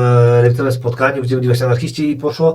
No jest rozmowa, pada słowo Trocki i ktoś mówi, że pamiętasz Kronstadt. Ja pamiętam, jak byłem, ja włączyłem się w tej rozmowie, mistrzu, ale ile ty masz lat, że ty byłeś w tym Kronstadcie? Ja mówię, bo mówić są zupełnie inne, wiesz, opisy całej sytuacji. Wy sobie to wypominacie i mówię, kurde, no więc tak, no ja uważam, że nie trzeba się określać feministą, żeby być feministą, żeby walczyć o prawa kobiet. Bądźmy szczerzy, no znowu to 20-lecie przeklęte międzywojenne i okres I wojny. Zrób po nim odcinek po prostu. Ja Nie tak zrobię, bo czuję. jestem za słaby. Jestem tak jak tu się uważam za nieprzygotowanego, to tam jestem jeszcze bardziej nieprzygotowany. Ostatnio, jak uczyłem pszczelarza starszego, to ja musiałem sobie wyjąć podręcznik Batowskiego, żeby sobie poprzypominać wiesz, wszystkie rzeczy. Ale bądźmy szczerzy, tam przecież na protestach tak zwani socjaliści, którzy nie określali się socjalistami wtedy, oni mieli rentgrafy Matki Boskiej ze sobą, bo to było przenikanie się kultury i dla nich, Tak. na przykład w domu, to byłoby problemem powiedzenie komunistom czy socjalistom często. Mimo, że zdecydowali się na rewolucyjny krok ale no- walki z carem, z oprawcą, z państwem, No i właśnie strajków. to łatkowanie też w pewnym No. sensie jest strategią tych, którzy chcą ten ruch dzielić. To właśnie w ten sposób się także ruchy osłabia, twierdząc, że no, to jest oksymoron. Ja pamiętam, jejku, hit, co rozbijało ruch skrajnie, że tak się powiem, radykalnych narodowców, jakby to nazwać prawicowców, żeby nie użyć słowa o naszym wodzu Adolfie dawnym. W każdym razie początek lat 90. Była taka kapela Sztorm 68, zagrali bardzo mało koncertów, niestety. Ja do dzisiaj, jak słyszę te historie z koncertu, aż żałuję. No i reszta, oni byli takimi radykałami, nazwijmy ich narodowymi komunistami z zacięciem strasserowskim. To będzie tak najbliżej temu, co by się określili sami. No i na jednym z koncertów były inne kapele, które nie miały już zacięcia żadnego lewicowego, tylko po prostu jakieś skrajne narodowce. I stało wielu skinheadów. A na ich koncerty przychodzili ludzie pochodzenia arabskiego. No i koncert został przerwany, bo ktoś podszedł do Araba, a ci z zespołu zaraz, naszych braci, Arabów. I dla nich to było tak, wiesz, taki mindfuck. Pamiętam jak to etykietowanie, bo zaetykietowali zespół, że jesteście z nami, no a ten zespół kompletnie nie był z nimi, mimo że no w większości poglądów by się przecież zgadzali, ale stosunek do państw arabskich, wtedy do Saddama Husajna szczególnie, bo to byli zwolennicy Saddama, powiem szczerze, no może nie będziemy mówić jakie piosenki, ale jeśli wpiszecie sobie to imię i ten zespół, to wam wyskoczy. Ale tak, no etykietowanie jest złe i uważam, że ono ułatwia wszystkim z zewnątrz atak, a szczególnie na ruchy feministyczne, bo jak sobie właśnie weźmiesz, Tak, no. no skoro mamy tak, no skoro już jest właśnie ten podfeminizm, latefeminizm, girl power, to, tamto, siamto, z każdego wybierzesz sobie coś, za to komuś przyłożysz. No nie oszukujmy No się. taka jest prawda, dokładnie. Dobra, czy feminizm jest zawsze walką? Czy to już było? Ja muszę powoli kończyć. Dobrze, to powoli będziemy kończyć, to może jeszcze zadamy pytanie, czy w kulturze arabskiej jest coś, czego my Polacy moglibyśmy się nauczyć? Owszem, bardzo wiele, ale jest Wiem, że już też... kończę, ale chyba co najmniej godzinę, zobaczmy. Ale jak a to będzie. nie, to zbudujmy w takim razie na czymś, co nas łączy. Może nie tyle, że się możemy nauczyć, ale mamy taką jedną bardzo istotną wspólną cechę, która mam wrażenie jest taką cechą niedostrzeganą bardzo często, a powinna być dostrzegana. To jest diafa, czyli gościnność. I jeśli czegoś się możemy uczyć, to to, że w drugiej kulturze jesteśmy w stanie odnaleźć coś, z czym poczujemy się dobrze, z czym poczujemy się blisko, z czym poczujemy się komfortowo. Jak czegoś inaczej. Nie tyle szukać czegoś, czego możemy się uczyć, tylko właśnie dostrzegać to coś, co może nam pozwolić te mosty budować. I tym pozytywnym akcentem będziemy Dokładnie. kończyli, wiesz, subskrybujcie gdziekolwiek nas słyszeliście i pamiętajcie, czy się z czymś nie czujecie komfortowo, to nie oznacza, że ta druga strona musi się zmienić i dopasować do was.